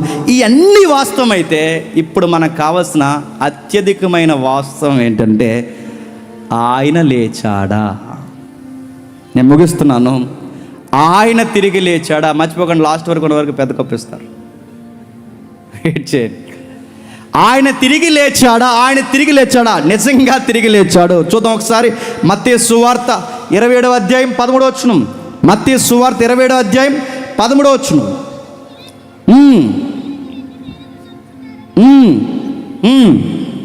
క్షమించండి 28వ అధ్యాయం 13వ వచనం. 28వ అధ్యాయం 13వ వచనం. కాబట్టి వారి పెద్దలతో కూడి వచ్చి ఆలోచన చేసి ఆ సైనికులకు, మేము నిద్రపోవచ్చుండగా శిష్యులు రాత్రి వేళ వచ్చి అతన్ని ఎత్తుకొని పోయిరని మీరు చెప్పుడు. నేను అడుగుతున్నాను, ఆయన ఎత్తుకొని పోయి శిష్యులు వచ్చి మేము నిద్రపోవచ్చుండగా ఆయనని ఎత్తుకొని పోయిరని ఈ సాక్ష్యం చెప్పించారే ఈ తిరుమల పెద్దలు. ఈ సాక్ష్యం చెప్పించారు కానీ అడుగుతున్నాను, అదే సాక్ష్యం చెప్పించి ఏళ్ళే సార్ బాడీ ఎత్తుకుపోయారని పేతురు యోహాను 2 తగిలిస్తే బాడీ ఎక్కడుందో నిజంగా ఎత్తుకుపోతే చెబుతారా చెప్పరా? అసలు పేతురు సిలువకు ముందు ఒక అమ్మాయి వచ్చి నువ్వు కూడా అందులో వాడివే కాదంటే పేతురు ఏమయ్యాడండి? బెంబేలు ఎత్తిపోయిన ఎవరో నాకు తెల్లన్నాడు. అంతకుముందు శిష్యులు చెట్టుకొకరు, పొట్టుకొకరు, గొట్టుకొకరు పరారైపోయారు. ఎందుకు?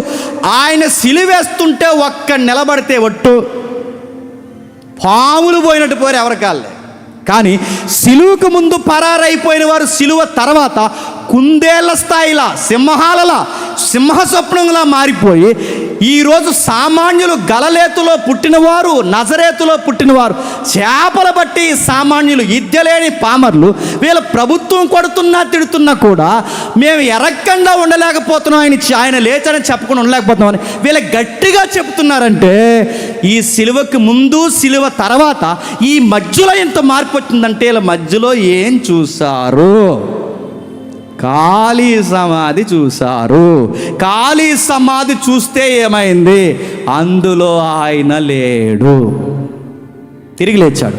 ఆయన తిరిగి లేచింది వాస్తవం కాకపోతే, నేను అడుగుతున్నాను, ఆయన తిరిగి లేచింది వాస్తవం కాకపోతే ఒక అబద్ధాన్ని భుజాల మీద వేసుకుని ఇండియా వరకు తోమా వచ్చి ఇక్కడ అమాయకంగా చచ్చిపోతాడా? ఇండియన్ హిస్టరీ అడుగుతున్నాను నేను. ఒక అమాయకుడు అంటే 12 మందిలో ఇన్ని దేశాలు రవాణా సౌకర్యం లేని కాలంలో అంత దూరం నుంచి ఇండియా వచ్చి ఇక్కడ మతోన్మాది మోకలు ఎవరైతే ఉన్నారో వాళ్ళ చేతుల్లో అమాయకంగా ఒక అబద్ధం కోసం చచ్చిపోతాడా? చచ్చిపోతూ కూడా ఏం చేశాడు చెప్పనా? సంఘాన్ని కేరళ, కాలికట్, తమిళనాడు, చెన్నై పరిసర ప్రాంతాల్లో సువార్త విత్తనం వేసి చచ్చిపోయి. గుర్తుపెట్టుకోండి. వాళ్ళు నిజమని నమ్మారు కనుక, వాళ్ళ కళ్ళతో చూశారు కనుక, వాళ్ళు చూస్తున్నది నిజమని వాళ్ళకు ధృవీకరణ అయ్యింది కనుకే వాళ్ళు దాని కొరకు చచ్చిపోయారు. ఎప్పుడు చచ్చిపోతాడు చెప్పండి? నిజమని నమ్మినప్పుడు చచ్చిపోతారు. అబద్ధానికి ఎవడు చనిపోతాడు చెప్పండి? అబద్ధం ఎప్పటివరకు అండి? ఈ 60 ఏళ్ళు బతికే గుప్పుడు మెతుకుల కోసం అబద్ధాలు చెప్పుకుంటూ తిరుగుతాం. రేపు పొద్దున అదే మనకు సావే కూర్చుంటే తప్పు అయిపోయిందంటే ఇక్కడి నుంచి అలా చేయనని ఒప్పుకోరా చెప్పండి? కానీ శిష్యులు చచ్చిపోవడానికి ఒప్పుకున్నారు, ఆకలి దప్పులుతున్నారు, శవాల మధ్య పడుకున్నారు, అడవిల్లోకి తరగబడ్డారు, ప్రభుత్వానికి వ్యతిరేకమైపోయారు, తలక్రిందులుగా సిలువ వేయబడ్డారు. అక్కడ వరకు ఎందుకండి? డాక్టర్లు, పెద్ద పెద్ద లాయర్లు, గొప్ప గొప్ప వ్యక్తులు వారు చదువులు అన్నీ పడేసి మన ఇండియాకు వచ్చి ఎందుకు ఇక్కడ మట్టి గోడల్లో, మట్టి ఇసుకల్లో, ఈ ఇసుక తెన్నుల్లో నాగరికత లేని ఈ దోమల పాముల మధ్య ఇక్కడ ఎందుకు బతికి వాళ్ళు చస్తూ చనిపోతూ ఇలాంటి చర్చిలు, ఈ సంఘాలు, ఇలాంటి స్కూళ్ళు, ఇలాంటి విద్యలు, ఇలాంటి వైద్యాన్ని పెట్టి ఎందుకు చనిపోయారు? వాళ్ళందరూ అమాయకులా? నీకు నాకన్నా బాగా చదువుకున్నారు, గుర్తెట్టుకోవాలి. నీకు నాకన్నా బాగా రాజనీతి తెలిసిన వారు, నీకు నాకు బాగా హిస్టరీ తెలిసిన వారు, నీకు నాకు బాగా మన అందరికన్నా వాళ్ళకి జాగ్రఫీ బాగా అన్నీ తెలుసు. వాళ్ళకి ఎంత చదివి ఆక్స్ఫర్డ్ లాంటి యూనివర్సిటీలో చదివి అంత చదువులు చదివి అన్నీ వదిలొచ్చి క్రీస్తు కొరకు ఇండియాలో అసూలు బాసి ఈరోజు ఇలాంటి స్థలాలు ఇచ్చిపోయారంటే ఏ అబద్ధాన్ని నమ్మొచ్చారో వాళ్ళు చెప్పండి. ఒకవేళ 12 మంది అబద్ధం నమ్మారనుకోండి, మగ్దలేని మరియా అబద్ధం నమ్మేస్తుందా అని అడుగుతున్నాను. చాలామంది స్త్రీలు అబద్ధం నమ్మేస్తారా అని అడుగుతున్నాను. పేతురు, యోహాను ఇద్దరు అబద్ధం నమ్ముతారా ఇంకా అడుగుతున్నాను. మార్గ మధ్యలో ఇద్దరు శిష్యులు ఎంఏఎం మార్గంలో వాళ్ళు అబద్ధం నమ్మేస్తారా? 1 డే 40 days పైనే వాళ్ళు సుమారు 500 మంది అబద్ధాన్ని నమ్మేస్తారా? ఇంతమంది నడుతున్నాడు. వీళ్ళ పైబస్ కింద కన్నా స్కెల్టన్ చెప్పాడు, బాగా చెప్పాడు. ఆ స్కెల్టన్లో ఒక మాట అన్నాడు, మీరు చూడండి. భ్రమకు గురయ్యారట. ఏం భ్రమకు గురయ్యారు? నీది భ్రమ. వాళ్ళు నిజంగా భ్రమకు గురైతే మేరీ భ్రమకు గురైందంటే ఒప్పుకోవచ్చు, ఎందుకంటే ఫస్ట్ చూసింది ఆవిడే. రెండోది, స్త్రీలు భ్రమకు గురయ్యారంటే అనుకోవచ్చు. ఒకవేళ ఇద్దరు శిష్యులు భ్రమకు గురయ్యారంటే అనుకోవచ్చు. పేతురు, యోహాను భ్రమకు గురై అనుకోవచ్చు. నడుతున్నారు 500 మంది భ్రమకు గురైపోతారు. అసలు భ్రమ అనేది అది ఏమైనా అంటువేదా నడుతున్నాను. ఇప్పుడు మనం ఎంతమంది నేను భ్రమకు గురయ్యానంటే అనుకోవచ్చు, వాళ్ళు అయ్యారంటే అనుకోవచ్చు. అందరూ ఈ సభకు వచ్చిన వాళ్ళందరూ భ్రమకు గురయ్యారంటే అన్నవాడిని ఏమంటామని? నీది భ్రమర అయ్యా. అందరూ భ్రమ నడుతున్నాను. అదేమన్నా సైకలాజికల్ ప్రాబ్లమా? ఒకవేళ అది భ్రమో నిజమో కాదో చెక్ చేసుకునే యాటిట్యూడ్ సంఘానికి ఉందో లేదో ఒకసారి అపోస్తుల కార్యం తీయండి. అపోస్తుల కార్యములు త్వరగా, అపోస్తుల కార్యములు 12వ అధ్యాయం త్వరగా, అపోస్తుల కార్యములు 12వ అధ్యాయం 15వ వచనం ముగిద్దాం. అపోస్తుల కార్యములు 12వ అధ్యాయం 15వ వచనం.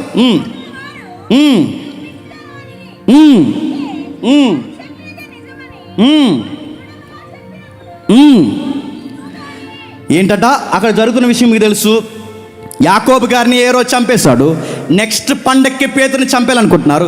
ఈ లోపు పేతుర్ని దేవదూత బయటికి తీసుకొచ్చింది. దేవదూత బయటికి తీసుకొచ్చిన వెంటనే ఆ పేతురు వచ్చాడన్న సంగతి ఎవరు చూశారట? ఓ చిన్నది చూసింది. ఆ చిన్నది చూసి లోపల ప్రేయర్ పెట్టుకుని వాళ్ళకి భయం వేసింది వాళ్ళకి. ఎందుకంటే యేసుప్రభు చనిపోయిన తర్వాత ఆ లోపల ప్రేయర్స్ పెట్టుకోవడం తప్ప వాళ్ళు చేసేది ఏమీ లేదు. వాళ్ళ సైనికుల మీద తిరగబడంత బలవంతులు కాదు. వాళ్ళ ప్రభుత్వాన్ని ఎదిరించేంత ప్రభుత్వ అధికారాలకు లేవు. వాళ్ళు చేసేది అలా ఉంటే ప్రార్థన చేసుకోవడం తప్ప ఇంకేమీ చేయలేరు. లోపలికి పోయి ఆ పేతురుని అరెస్ట్ చేసినప్పుడు, యాకోబుని అరెస్ట్ చేసినప్పుడు ఆ లోపలికి పోయి భయంగా కూడుకుంటే పేతురు వచ్చాడని ఆ చిన్నది చెప్తుంటే అన్నారట, అంతా నీ భ్రాంతి, నీ భ్రమ అన్నారట. కానీ గమ్మత్తని చెప్పిన అది మళ్ళీ స్వరం వినబడేసరికి బయటకు వచ్చి పేతురు నిజంగానే వచ్చాడని కన్ఫర్మ్ చేసుకున్నారు. మీకు ఏమర్థమవుతుంది? సంఘానికి ఒక అలవాటు ఉంది. భ్రమ ఏంటో చెప్పండి, నిజమేంటో చెక్ చేసుకునే యాటిట్యూడ్ ఉంది. ఎవడు యేసు ప్రభు తిరిగి లేచింది భ్రమ అన్నది. ఇంకా గమ్మత్తని చెప్పిన ఇప్పుడు ఆయన తిరిగి లేచాడు అన్నది బాగుంది. కానీ ఇప్పుడు మళ్ళీ కొత్త గొడవ తెర మీదకి వచ్చింది. ఆ గొడవ ఏంటో తెలుసా? యేసు ప్రభు యొక్క ప్రేత వస్త్రం తగెట్టేస్తున్నారు కొంతమంది మోక. వీళ్ళు పూర్తిగా ఇది చదవరండి. వీళ్ళ ఆశల్లా ఏంటంటే ఆయన మావాడే అన్నారంట. మావాడంటే ఏంట్రా? మావాడంటే 40% DNA. తెలుసు కదా ఈ స్టోరీ. నాకు టైం లేదు కనుక నేను 2K కావట్లేదు చెప్పుకుని వెళ్ళిపోతున్నాను. 40% DNA అంటే యేసు ప్రభు పైన గప్పారంటున్నారు ప్రేత వస్త్రం. ఆ ప్రేత వస్త్రం ప్రస్తుతానికి ఇటలీలో ఉంది. ఆ ఇటలీ సైంటిస్టులు ఎవరైతే ఉన్నారో దాన్ని టెస్ట్ చేశారు, డిస్కవరీ చేశారు. దాన్ని డిస్కవరీ చేస్తే అందులో ఉన్న DNA అంటే దానిపైన ఉన్న DNA 38.7% ఇండాస్ పీపుల్తో మ్యాచ్ అయిందంట. అంటే ఇండాస్ అంటే నడుతున్నారు మళ్ళీ 2 జోన్లు ఉంటాయి ఇక్కడ, నార్త్ సౌత్, అది కూడా తెలియాలి. ఇక్కడ ఉన్న వారితో అది మ్యాచ్ అయిందట. ఇది మ్యాచ్ అయితే ఇప్పుడు అందరూ వాట్సాప్ యూనివర్సిటీలు అందరూ కలిసి ఏం చేశారంటే యేసు ప్రభు ఎవరో కాదు చెప్పండి, మా భారతీయుడు అన్నారు. మరి భారతీయుడు అయితే గొడవ ఎందుకు? నమ్ముకో, నిన్ను నమ్ముకో, రా బాప్టిజం ఇస్తాం రా, మనోడే అన్నప్పుడు నమ్ముకో, నీకు ఇంక జబ్బేటి. మొన్నటి వరకు ఏమో ఎడారి మతం అన్నావు, ఇప్పుడు యేసు ప్రభు ఏమో తీరా DNAలో కాస్త ఏదో సెకండ్ తగిలిందనేసరికి చెప్పండి మావాడే అంటున్నావు. అంటే మొత్తం మీద కలిపేసుకోవాలని ఆశ ఎప్పటి నుంచో మీకుందన్నమాట. గమ్మత్తడి చెప్పిన అసలు యేసు ప్రభు తిరిగి లేచాడనడానికి ఈ ఏదైతే కనబడుతున్న ఈ వస్త్రానికి తమ్ముడు చూపిస్తాడు చూడండి, అసలు దీనికి దానికి సంబంధం ఉందా? మళ్ళీ చెప్తున్నాను, ఈ సైంటిస్టులు కాదు, 100 మంది సైంటిస్టులు వచ్చి చెప్పినా మాకు రైట్ ఆర్గ్యుమెంట్ ఎవిడెన్స్ ఏంటి చెప్పిన? బిబ్లికల్ రెఫరెన్స్ గుర్తుపెట్టుకోండి. ఈ రెఫరెన్స్కి మ్యాచ్ అవ్వాలి. దీనికి మ్యాచ్ అవ్వకుండా ఇటలీ నుంచి వచ్చిన, అమెరికా నుంచి వచ్చిన, బ్రిటన్ నుంచి వచ్చిన, ఆస్ట్రేలియా నుంచి వచ్చిన, రష్యా నుంచి వచ్చిన, ఆఫ్రికా నుంచి వచ్చిన, ఇండియా నుంచి 100 మంది వెళ్ళి వాదించిన మాకు అది కాదు. మా ఫైనల్ అథారిటీ బైబిల్. దానికి మ్యాచ్ అవ్వాలి. నడుతున్నాను, ఇది మ్యాచ్ అవుద్దా? మీరు చూడండి, అదే రియాలిటీ. మీరు జాగ్రత్త చూడండి ఒకసారి. అయితే మీరు ఏదైతే మీకు కనబడుతుంది, ఇది ఇప్పుడు కనబడుతుంది ఇటలీలో, ఇది ఉందట. అసలు బైబిల్లో ఈ టైపు వస్త్రం కప్పినట్టు ఎక్కడైనా ఉందండి? అందుకే చరిత్ర చదవని ఏడిసేది నేను. ఇటలీ సైంటిస్టులు చెప్పారట 40% మ్యాచ్ అవుతుందని. ఏం మ్యాచ్ అయింది? ఏం మ్యాచ్ అయింది? ఆ క్లాత్ పైన డస్ట్ పార్టికల్ ఏదైతే ఉందో అది మ్యాచ్ అయింది. అంటే ఆ పైన డస్ట్ పార్టికల్, అంటే పైన దుమ్మి ధూళి తాకింది ఏదైతే ఉందో అది మ్యాచ్ అయింది. ఆ మ్యాచ్ అయింది ఏదైతే ఉందో ఇండియన్స్తో మ్యాచ్ అయింది అని అడుగుతున్నాను. అంటే ఎక్కడ కూడా ఆలోచించాల్సిన విషయం ఏంటి చెప్పనా? యేసుప్రభుని ఎతుకులాటలో మనోలే ఎక్కువ మంది ఉన్నారన్నమాట. ఈ లెక్కన అర్థమైతే ముఖ్యాంశాలు మరోసారి. అంటే ప్రపంచ దేశాల కన్నా ఆయన గుచ్చి ఎతికే వాళ్ళు చెప్పండి మనోళ్ళు ఎక్కువైనా వాళ్ళు ఎతికేది ఎక్కడ ఎతికితే బాగుండు? ప్రేత వస్త్రం దగ్గరికి, ప్రేతల దగ్గరికి, నేను అడుగుతున్నాను ఎక్కడెక్కడికి వెళ్ళి ఎదుగుతాయి కదా, అక్కడ కాదు. బైబిల్ని ఎదుకండి, నీకు అర్థమవుతుంది. ఇక్కడికి వెళ్ళారు, వెళితే ఏముంది అని అడుగుతున్నాను. ఈ ప్రేత వస్త్రం ఇలా కనబడుతుంది, నిలువు టంగి ఇలా కనబడుతుంది. అసలు ఆ టైప్ ఉందా? అది లేదండి. బైబిల్ రెఫరెన్స్ ఉంటే ఒకసారి ఏమని సమాజ్ చేసి ఒకసారి ముగిద్దాం. ఒక్కసారి యోహాను సువార్త ఆ ఇమేజ్ కూడా రెడీ పెట్టు. యోహాను సువార్త 19వ అధ్యాయం, యోహాను సువార్త క్షమించండి 20వ అధ్యాయం మొదలు వచ్చిండండి. యోహాను సువార్త 20వ అధ్యాయం మొదలు వచ్చిండ. ఆదివారమున మగ్దలేని మరియ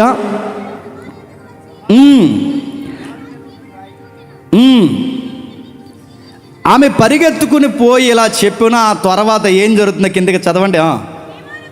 సీమోను పేతురు మరి ఒక శిష్యుని యొద్దకు వచ్చి అని చెబుతూ 4 వారిద్దరూ కూడి పరిగెత్తుచుండగా, అంటే యోహాను పేతురు పరిగెత్తుచుండగా ఆ శిష్యులు పేతురు కంటే త్వరగా పరిగెత్తి ముందుగా సమాధి యొద్దకు వచ్చి వంగి నార బట్టలు పడుండుటయు, నార లెనిన్ క్లాత్, ఆ నార బట్టలు పడుండుటయు కిందకి ఆ నారబట్టలు పడి ఉంటాయో కానీ అతడు సమాధిలో ప్రవేశించలేదు. అతడు సీమోను పేతురు అతను ఎంబడి వచ్చి సమాధిలో ప్రవేశించను. నారబట్టలు పడుండుటయు ఆయన తల రుమాలు నారబట్టల యొద్ద ఉండగా నేరుగా ఇంకొక చోట చుట్టబడి ఉండుటయు చూసని. ఇది చదివితే మీకు అర్థమైపోవాలండి. ఇప్పుడు చెప్పండి, నిలువు టంగిని యేసు ప్రభు కప్పారని రికార్డ్స్ చెబుతున్నాయా? సుమారు 2-3 వస్త్రాలు పైతే ఆ వస్త్రాలతో లెనిన్ క్లాత్తో ఆయన చుట్టారని చెబుతున్నాయా? రికార్డ్స్ చెప్పండి. అసలు యూదులు బరియలు ఎలా జరుగుతాయి నీకు తెలుసా అయ్యా? డిఎన్ఏ మాది అంటే నీకు తెరవలేదు నీకు. అసలు యూదులు బరియలు ఎలా చేస్తారో ఒకసారి చూడు. అదిగో చూడు, అలా చుడతారు. అంటే ఈ సన్నటి క్లాత్ అలా రౌండ్గా చుట్టి అదిగో అది చూడండి. నేను చెబుతున్న అబద్ధం అయితే నన్ను నిలదీసి అడగండి. నేను చెబుతున్నది అబద్ధం అయితే డిబేట్ కూర్చోబెట్టి, నేను చెబుతున్నది అబద్ధం అయితే మీది సత్యమని డిఎన్ఏలో వస్తారో, రికార్డ్స్లో వస్తారో, ఏదైతే మనకు కనబడుతుందో ఈ ప్రేత వస్త్రం దేని ద్వారా రికార్డ్స్ మాట్లాడతారో మాట్లాడండి. మేము నిరూపించడానికి మేము సిద్ధం. ఆయన పునరుద్ధానుడు, దానికి మేము చెప్పండి సాక్షులు. అందుకే ఆయన అలా చుట్టారంటే ఆ కింద నుంచి, ఆ కింద అరికాలు దగ్గర నుంచి పై వరకు ఇలా చుట్టుకుంటూ వచ్చి తల దాకా వచ్చిన తర్వాత ఏం చేస్తారంటే తలకి ప్రత్యేకమైన రుమాల్ లాంటిది చుడతారు. అంటే బాడీని కట్టే వస్త్రం వేరు, చెప్పండి, తలకి పెట్టే వస్త్రం వేరు. మరి ఇటలీలో ఉన్న వస్త్రం ఏంటి? అదేదో పెద్ద సున్నీలా గప్పేరేటది. నా మాట మీకు అర్థమవుతుంది లేదు. అసలు ఇటలీలో ఉన్న వస్త్రం అది మొత్తం ఏకంగా ఒక పెద్ద సొక్క ముక్కలాగా ఆడపిల్ల సున్నీలా ఉంది. అది ఏంటి? అది ఎక్కడది? అది ఈ రిఫరెన్స్కి అది మ్యాచ్ అవుతుందా? ఇక్కడ 2 రకాల వస్త్రాలు, తల రుమాలు కనబడుతుంది, ప్రేత వస్త్రం కనబడుతుంది. తల రుమాలు కనబడుతుంది, ప్రేత వస్త్రం. అంటే బాడీకి కట్టేది వేరు, సుట్టేది వేరు. ఇది కప్పేది కాదు, చెప్పండి. చుట్టేది. ఆ చుట్టేది ఎలా చుడతారు? అందులో బోలము, సాంబ్రాణి, అగరు ఇలాంటి ద్రవ్యాలు ఆ లేయర్ కంటే ఈ చుట్టిన లేయర్కి మధ్యలో ఆ ద్రవ్యాన్ని రాసి అప్పుడు చుడతారు. ఎలాగ మీకు అర్థం కావాలంటే, కాలో చెయ్యి ఇరిగిపోయింది అనుకోండి, సిమెంట్ కొట్టేస్తారు చూసారా?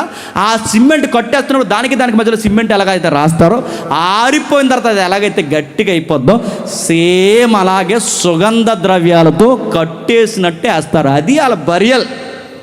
నీకేం దొరికింది అంటున్నావు? మా క్లాత్ దొరికింది, అందు మీద డిఎన్ఏ ఉంది, సైంటిస్టులు చెప్పారు అది మా డిఎన్ఏ అన్నారంట. నేను అడుగుతున్నాను, మీ డిఎన్ఏ అంటే ఏంటి? బాగా ఎదికారు అక్కడ మీరు అందరూ. రష్యన్స్ ఎదికారు నడుతున్నాను, ఆ పై ప్రాంతాలు ఎత్తుకారు, మిడిల్ ఆసియాలోనూ ఎత్తుకారు. కానీ ఎక్కువగా యేసు ప్రభు అనే డౌట్లో ఎక్కువ వెతికింది ఎవరు చెప్పండి? మీరు ఎదికారు. అందుకే మన వ్యసనం ఇది కాదు. అయినా ఈ ప్రేతవస్త్రం చుట్టే ఈ మమ్మీలు ఏవెత్తున్నావో, ఈ మమ్మీలాగా ప్రేతవస్త్రం చుట్టే ఈ అలవాటు జూయిష్ పీపుల్కి ఎక్కడది? 400 సంవత్సరాలు ముగిస్తున్నాను. 400 సంవత్సరాలు ఐగుప్తిలో బానిసలుగా ఉన్నారు ఇశ్రాయేలు, తెలుసుగా. ఆ టైంలో యాకోబు గారు చనిపోయారు, ఆ టైంలో యోసేపు గారు చనిపోయారు. సరిగ్గా ప్రముఖులు ఇద్దరు చనిపోతే ఈజిప్ట్లో యూదులు నేర్చుకున్న కల్చరే చెప్పండి ఈ ప్రేత వస్త్రం చుట్టడం. అక్కడి నుంచి వచ్చింది. అడుగుతున్నాను, ఈ వస్త్రం జీవించి డిఎన్ఏ మాది అంటే అడుగుతున్నాను, జీడి చార్ని ఫ్రాన్స్ వ్యక్తి, ఈ వ్యక్తి అంటే సుమారు 13వ శతాబ్దంలో, అంటే మొట్టమొదటిసారి ఈ క్లాత్ని, ఈ వస్త్రాన్ని చార్ని అనే వ్యక్తి, ఫ్రాన్స్ దేశానికి చెందిన వ్యక్తి, ఆ వ్యక్తే మొట్టమొదటిసారి ఈ వస్త్రాన్ని ప్రపంచానికి చూపించాడు. ఆయన చూపించిన తర్వాత ఆ వస్త్రాన్ని ఆ రోజుల్లోనే పోప్ దగ్గర పట్టుకెళ్తే మొత్తం పరిశోధనలకు అప్పగిస్తే 3 యూనివర్సిటీలు తెర మీదకి వచ్చాయి 1988లో. ఆ 3 యూనివర్సిటీలు ఏంటో నేను చెప్తున్నాను, రాసుకోండి కావాలంటే. Oxford university, Zurich university, Arizona university, ఈ 3 యూనివర్సిటీలు కలిసి కార్బన్ డేటింగ్ టెస్ట్ చేస్తే తేలిన ఫలితార్థం ఏంటంటే 1260 నుండి 1390 మధ్య కాలానికి చెందినదే ఈ లెనిన్ క్లాత్ అని తేల్చేశారు. ఇంది మీద ఉన్న డిఎన్ఏ తెచ్చి నువ్వు వాట్సాప్లో పెట్టి, మా ఫేస్బుక్లో పెట్టి, యేసు ప్రభు మావాడే తమిళనాడు పుట్టాడు మాకు చెప్తావు నువ్వు. వినేవాడు ఉంటేనండి చెవిలో పూలెట్టడమే కదండి, చెప్పండి, చెట్లు కొమ్మలు. అందుకని అడుగుతున్నాను, మీరు ఎప్పుడు మీ బాధలు ఏంటంటే యేసు ప్రభుని కలిపేసుకుందామనే చూస్తారు. ఇక్కడంట నలంద విశ్వవిద్యాలయంలో యేసు ప్రభు నేర్చేసుకున్నాడట. నేర్చుకున్నాడట? నేర్చేసుకుని ఇజ్రాయెల్ దేశానికి వెళ్ళి శిష్యులకు చెప్పాడట. అని అడుగుతున్నాను, నిజంగానే ఇక్కడ ఏదో ఇండియన్ కల్చర్లో యేసు ప్రభు నేర్చుకుని వెళితే ఎక్కడైనా ఒక్క స్లోగన్ చెప్పాడండి బైబిల్లో? అయినా ఒక్క స్లోగన్, సంస్కృతి స్లోగన్, సాంస్క్రిట్ స్లోగన్ ఒక్కడ చెప్పాడా? ఎక్కడైనా యోగా కోసం చెప్పాడా? ఎక్కడైనా చెప్పాడు? అసలు ఇక్కడ వచ్చాడు ఆయన ఇండియన్ అంటే. మరి మరియమ్మ ఎవరు? పాకిస్తానా? యేసేపు ఎక్కడోడు? ఇలాంటి తెరమ్మాలిన ఆర్గ్యుమెంట్లు వస్తాయని మత్తయి అనే వ్యక్తి యేసు ప్రభు ఎలా వచ్చాడో పెద్ద జీనియాలజీ రాశాడు మొదటి అధ్యాయంలో. పెద్ద వంశవృక్షం పెట్టాడు. ఆయన ఊరకే ఎక్కడి నుంచే రాలేదు, ఆయన వచ్చింది ఎలా వచ్చాడు చూడండి. పెద్ద వంశాన్ని పరిచయం చేసి ఇలా వచ్చాడని చెప్పాడు. ఇప్పుడు చెప్పండి, యేసు ప్రభు తిరిగి లేచాడనడానికి ఖాళీ సమాధి ఉంది, యేసు ప్రభు తిరిగి లేచాడనడానికి శిష్యులు సాక్ష్యాలు ఉన్నాయి, యేసు ప్రభు తిరిగి లేచాడనడానికి మళ్ళీ నేను చెప్తున్నాను ఈ రోజుకి సాక్షుల సమాధులు ఉన్నాయి. మరో మాట అంటున్నాను, ఒకవేళ అది యేసుప్రభు రక్తం డిఎన్ఏ, అది డస్ట్ పార్టికల్ కాదు, యేసుప్రభు రక్తంలో ఉన్న డిఎన్ఏ అంటే నీకు శాంపుల్ డిఎన్ఏ ఎక్కడ దొరికింది? నా మాట మీకు అర్థమైందో?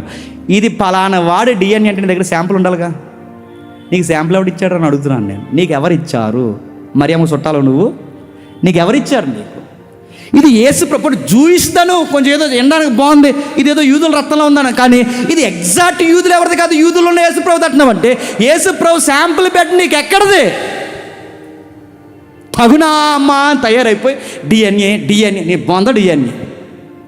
నీకు తెరవలేదు, నీకు బిబిలికల్ యూ తెలియదు, హిస్టరీ యూ తెలియదు, వాట్సాప్ యూనివర్సిటీలో నేర్చుకున్న ఆ గాలి మాటలు తప్ప అసలు యూనివర్సిటీ అధికారిక ఆక్స్ఫర్డ్ యూనివర్సిటీ ఏం ఇవేమీ తెలియదు. వీళ్ళ బాధల్లో ఒక్కటే ఏంటి చెప్పనా? యేసు ప్రభు తిరిగి చెప్పండి లేవలేదని చెప్పాలి. కానీ గమ్మతో చెప్పి నువ్వు ఎంత మరుగు చేసినావు, బండేసినా, సీలేసినా, సైనికులు పెట్టినా, ఎవరిని పెట్టినా, ఎన్ని మతమొక్కలు లేచిపోయినా, ఈ రోజుకి మాట్లాడినా పచ్చి నిజం ఏంటో తెలుసా? ఆయన తిరిగి లేచాడు. ఇది పక్కా జరిగింది, ఆయన జరిగింది, ఇది పక్కా జరిగింది. కనుక దీంట్లో నువ్వు అర్థం చేసుకోవాల్సింది, ఇక్కడ క్లాత్ దొరికింది, DNA దొరికింది, ఇది కాదు. అసలు నువ్వు చూడాల్సింది తెలుసా? ఆయన తిరిగి లేచినప్పుడు క్లాత్ అక్కడే ఉందట, బాడీ లేదట. నీకేమర్థమవుతుందో చదువుతుంటే? ఇంటికి లేచారు, లాజరు తిరిగి లేచాడు.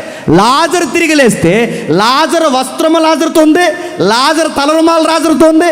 లాజరు తిరిగి లేచినప్పుడు లాజరుతో ప్రేత వస్త్రాలు ఉన్నాయి, లాజరు తిరిగి లేచినప్పుడు లాజరుతో అన్నీ ఉన్నాయి. కానీ యేసుప్రభు తిరిగి లేచినప్పుడు వస్త్రాలు మాత్రం ఒకటి ఉన్నాయి, యేసుప్రభు మాత్రం లేచాడు.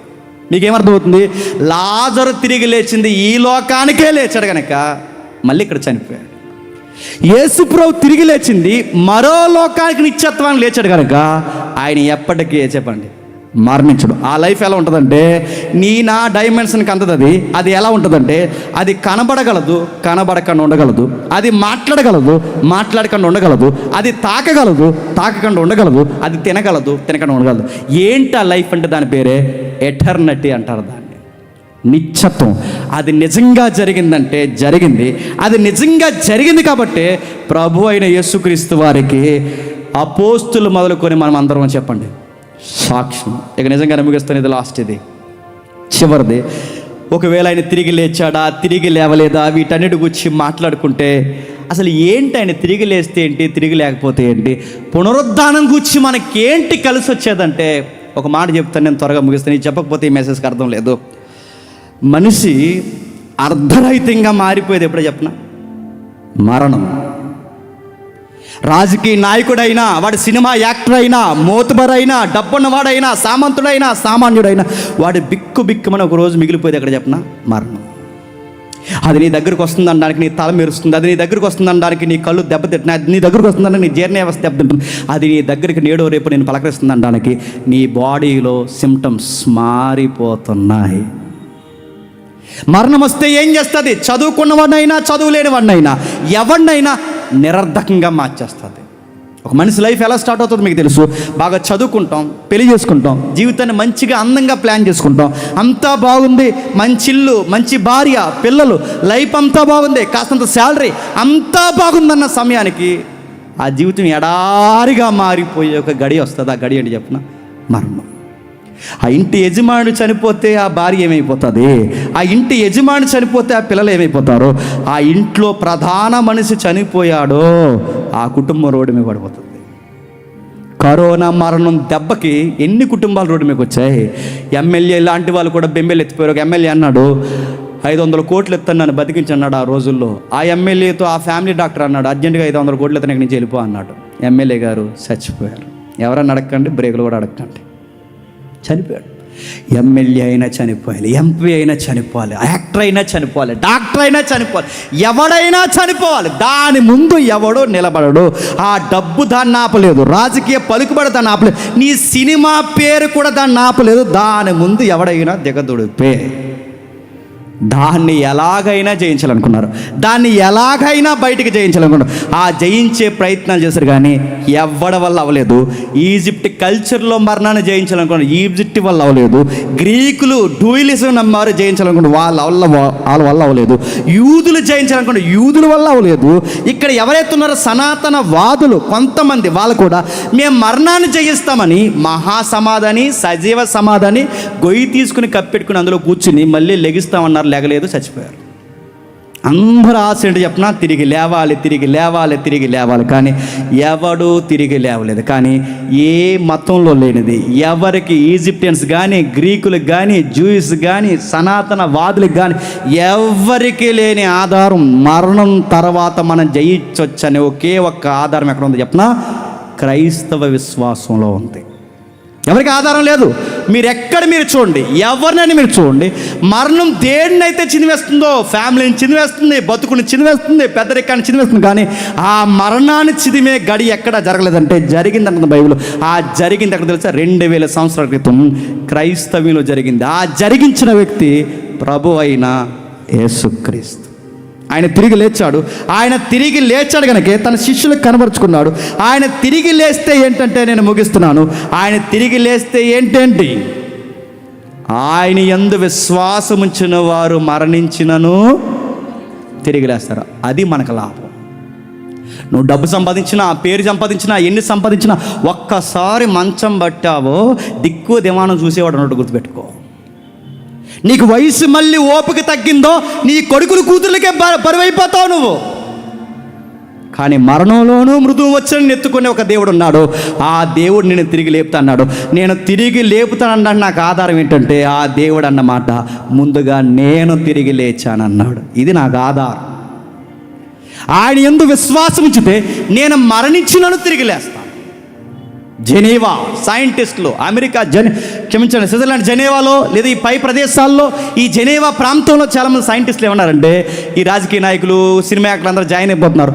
వాళ్ళు ముందు కనిపెడతారంటే, ఎప్పుడు 60 సంవత్సరాల తర్వాత 20 సంవత్సరాల తర్వాత ఆ ముందు కనిపెట్టి ఆ బాడీకి ఎక్కిస్తానట, శవాలు బతికేస్తాయండి. ఎప్పుడు కనిపెడతారంటే ఒక 60-20 సంవత్సరాల తర్వాత కనిపెడతారు. మరి అప్పటి వరకు మేము బతుకున్నాం కదండి అంటే అన్నారు. అందుకే మా దగ్గర పాలసీ ఉంది, ముందుగా డబ్బులు కట్టి జాయిన్ అయిపోయి కొన్ని లక్షలు కోట్లు కట్టేస్తే మీరు చనిపోయిన తర్వాత లేదా మా జెనీవా నుంచి ఒక ఫ్లైట్ వస్తుంది, లేదా ఒక హెలికాప్టర్ వస్తుంది, వచ్చి ఒక పెద్ద బాక్స్ తెచ్చి మీ బాడీని అందులో పెట్టి ఈ బాడీని పట్టుకెళ్ళి డీప్ ఫ్రిడ్జ్లో పెడతారట. డీప్ ఫ్రిడ్జ్లో ఆ ఫ్రిడ్జ్లో పెట్టి ఏం చేస్తారు, మందు కనిపెట్టినప్పుడట అప్పుడు ఆ మందు ఎక్కిస్తేనట అప్పుడు నేను ఎలా తిరిగి లేసిపోతాడు. అంటే ఎవరు చెప్తున్నారు? సైంటిస్టులు, జెనీవా సైంటిస్టులు చెప్తున్నారు. గమ్మత్తడి చెప్తున్నా, బాగానే ఉంది వినడానికి. జాయిన్ అయిపోయారు, తెలుగు సినిమా యాక్టర్లు జాయిన్ అయిపోయారు, హాలీవుడ్ బాలీవుడ్ అందరూ జాయిన్ అయిపోయారు, పొలిటీషియన్స్ జాయిన్ అయిపోయారు, డబ్బున్న మోతుబర్లు అందరూ జాయిన్ అయిపోయారు, చాలా డబ్బులు కట్టేశారు. లేపేస్తా అంటే లేచిపోదామని జాయిన్ అయిపోయారు. గమ్మత్తడి చెప్తున్నా, వాళ్ళు లేపకపోతే ఎవడైతే లేపుతానో ఆడిని బాక్స్లో పెడతారు. ఒకరోజు నన్ను బాక్స్లో పెడతారు. ఆడు బాక్స్ అక్కడ ఉంటుంది, నా బాక్స్ ఇక్కడ ఉంటుంది. ఆడు కదలడు, నేనే కదలను. ఇన్ని డబ్బులు తీసుకున్నాను, ఇంకా లేకపోతే 60 దాటేసిందని ఆడిని అడగడానికి ఆ బాక్స్ దగ్గర నేను వెళ్ళలేను. ఆడి బాక్స్ నా దగ్గర రాదు. నా డబ్బు అంతా తినేసే కదని నేను ఎవరిని అడగను. గమ్మద్దని చెప్తున్నా, జెనీవా సైన్స్ ఇచ్చిన హ్యూమన్ జీనోమ్ ప్రాజెక్ట్ రైట్ అని నమ్మాలి అంటే ఆ స్టేట్మెంట్ ఇచ్చిన సైంటిస్ట్ ముందుగా తిరిగి లేవాలి. అప్పుడు చెప్పు ప్రపంచానికి. కానీ జెనీవా చెప్పింది జరుగుతుందో లేదో నాకు తెలియదు, కానీ నువ్వు నమ్మిన జీసస్ క్రైస్ట్ స్టేట్మెంట్ ఇచ్చాడు, నిజంగా తిరిగి లేచాడు, మళ్ళీ వస్తానన్నాడు, నేను తిరిగి లేపుతానన్నాడు. నమ్మే అంతేక ఈ పునరుద్ధానాన్ని దీన్ని నమ్మితే ఏమో తెలుసా, థీస్ట్కి ఎథిస్ట్కి ఒక్కసారి లాస్ట్ ఇది ఒక్కసారి చూడండి, ముగిస్తాను. ఎథిస్ట్ అంటే దేవుని నమ్మనివాడు, థీస్ట్ అంటే దేవుని నమ్మనివాడు. థీస్ట్ డిఎల్ మూడి, ఎథిస్ట్ ఎవరైతే ఉన్నాడో అక్కడ మనకు కనబడుతుంది రాబర్ట్ జీ ఇంగర్సోల్ ఎవరైతే ఉన్నారో వీళ్ళిద్దరు మీరు చూడండి. ఇంగర్సోల్ అంటే ఒక నాస్తికుడు, డిఎల్ మూడి దేవుడిని నమ్మనివాడు. డిఎల్ మూడి ఎవరైతే ఉన్నారు, ఇంగర్సోల్ ఎవరైతే ఉన్నారు, ఇద్దరు అమెరికన్స్ ఒకే రోజు చనిపోయారు. ఒక ఎథిస్ట్, ఒక థీస్ట్ అంటే దేవుని నమ్మనోడు, దేవుని నమ్మనోడు.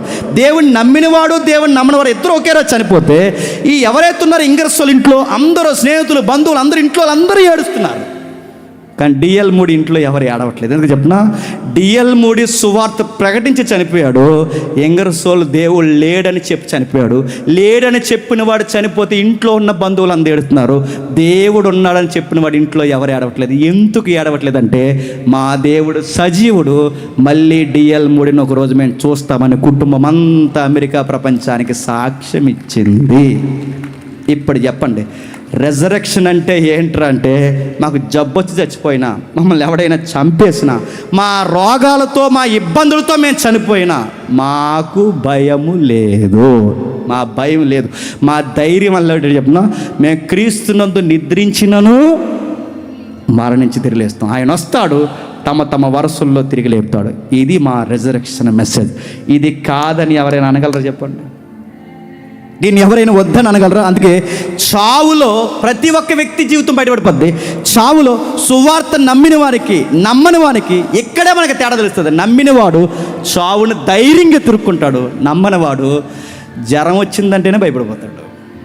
డాక్టర్ గారు అన్నారట, ఒకడు వచ్చావా, ఎవరినైనా తీసుకొచ్చావా అనగానే 2 మోసం అయిపోయినంటే వీడికి, ఎవరికి అన్నీ భయం వీడికి. కానీ పునరుద్ధానం ఆ నిత్య జీవాన్ని బలంగా నమ్మితే ఎలా చెప్పిన, రాని జబ్బా రాని, దెబ్బ రాని, వ్యక్తులు వెలివేత రాని, ఏదైనా జరగని, పోని, నన్ను పోతామని డిక్లేర్ డేట్ జరగని, నాకెన్ని జరిగినా, అది కరువు అయినా, కటకమైన, హింస అయినా, బాధ అయినా, ఏదైనా నా ప్రభు వస్తాడు, నన్ను తిరిగి లేపుతాడు, నేను మళ్ళీ సజీవంగా ఆయనతో పాటు జీవిస్తాను. That is resurrection. గుర్తుపెట్టుకోండి, ఇది నా క్రీస్తు పునరుద్ధానం. ఇది చెప్పడానికి తోమ వచ్చాడు, ఇది చెప్పడానికి అపోస్తులు పరిగెట్టారు, ఇది చెప్పడానికి ప్రపంచమంతా సులుబాస్తారు. ఇప్పుడు చెప్పాల్సింది ఎవరు చెప్పండి? మనం చెప్పాలి. నీ ఉద్యోగంలో చెప్పు, నీ సంసారంలో చెప్పు, నీ ఇరుగు పొరుగు వారు చెప్పు, నీ అందరికీ చెప్పు, ఇది నిజమని చెప్పు. దీనికోసం ఎంత బాగా చెప్పాలో అంత బాగా అన్నీ చదివి చెప్పు.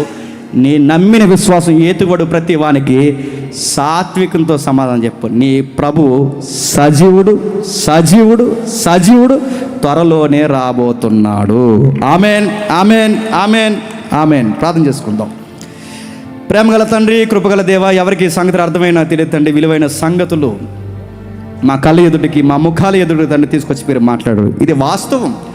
ఇలాంటి సంగతులు తండ్రి మేము నమ్ముతున్నందుకు మేము ధన్యులం తండ్రి. మేము నమ్మిన విశ్వాసానికి ఆధారం లేని విశ్వాసం కాదు, బలమైన సాక్ష్యాలు ఉన్నాయి, కాదనలేని సాక్ష్యాలు ఉన్నాయి తండ్రి. ఇలాంటి విలువైన వర్తమానం మాకు అందించి మరొక్కసారి మా విశ్వాసాన్ని బలపరచినందుకు మీ స్తుతులు, స్తోత్రములు. మిగిలిన పెద్దల్ని, మిగిలిన కార్యాన్ని మీ చేతులకు అప్పగిస్తూ, దీని వెనకాల పడిన ప్రతి ఒక్క వ్యక్తి కష్టాన్ని దీవిస్తారని కోరుతూ, మా శత్రువులు, మిత్రుల్ని అందరినీ మీ చేతులకు అప్పగిస్తూ క్రీస్తున్నామని ప్రార్థన సమర్పిస్తున్నాం తండ్రి. Amen, amen, amen.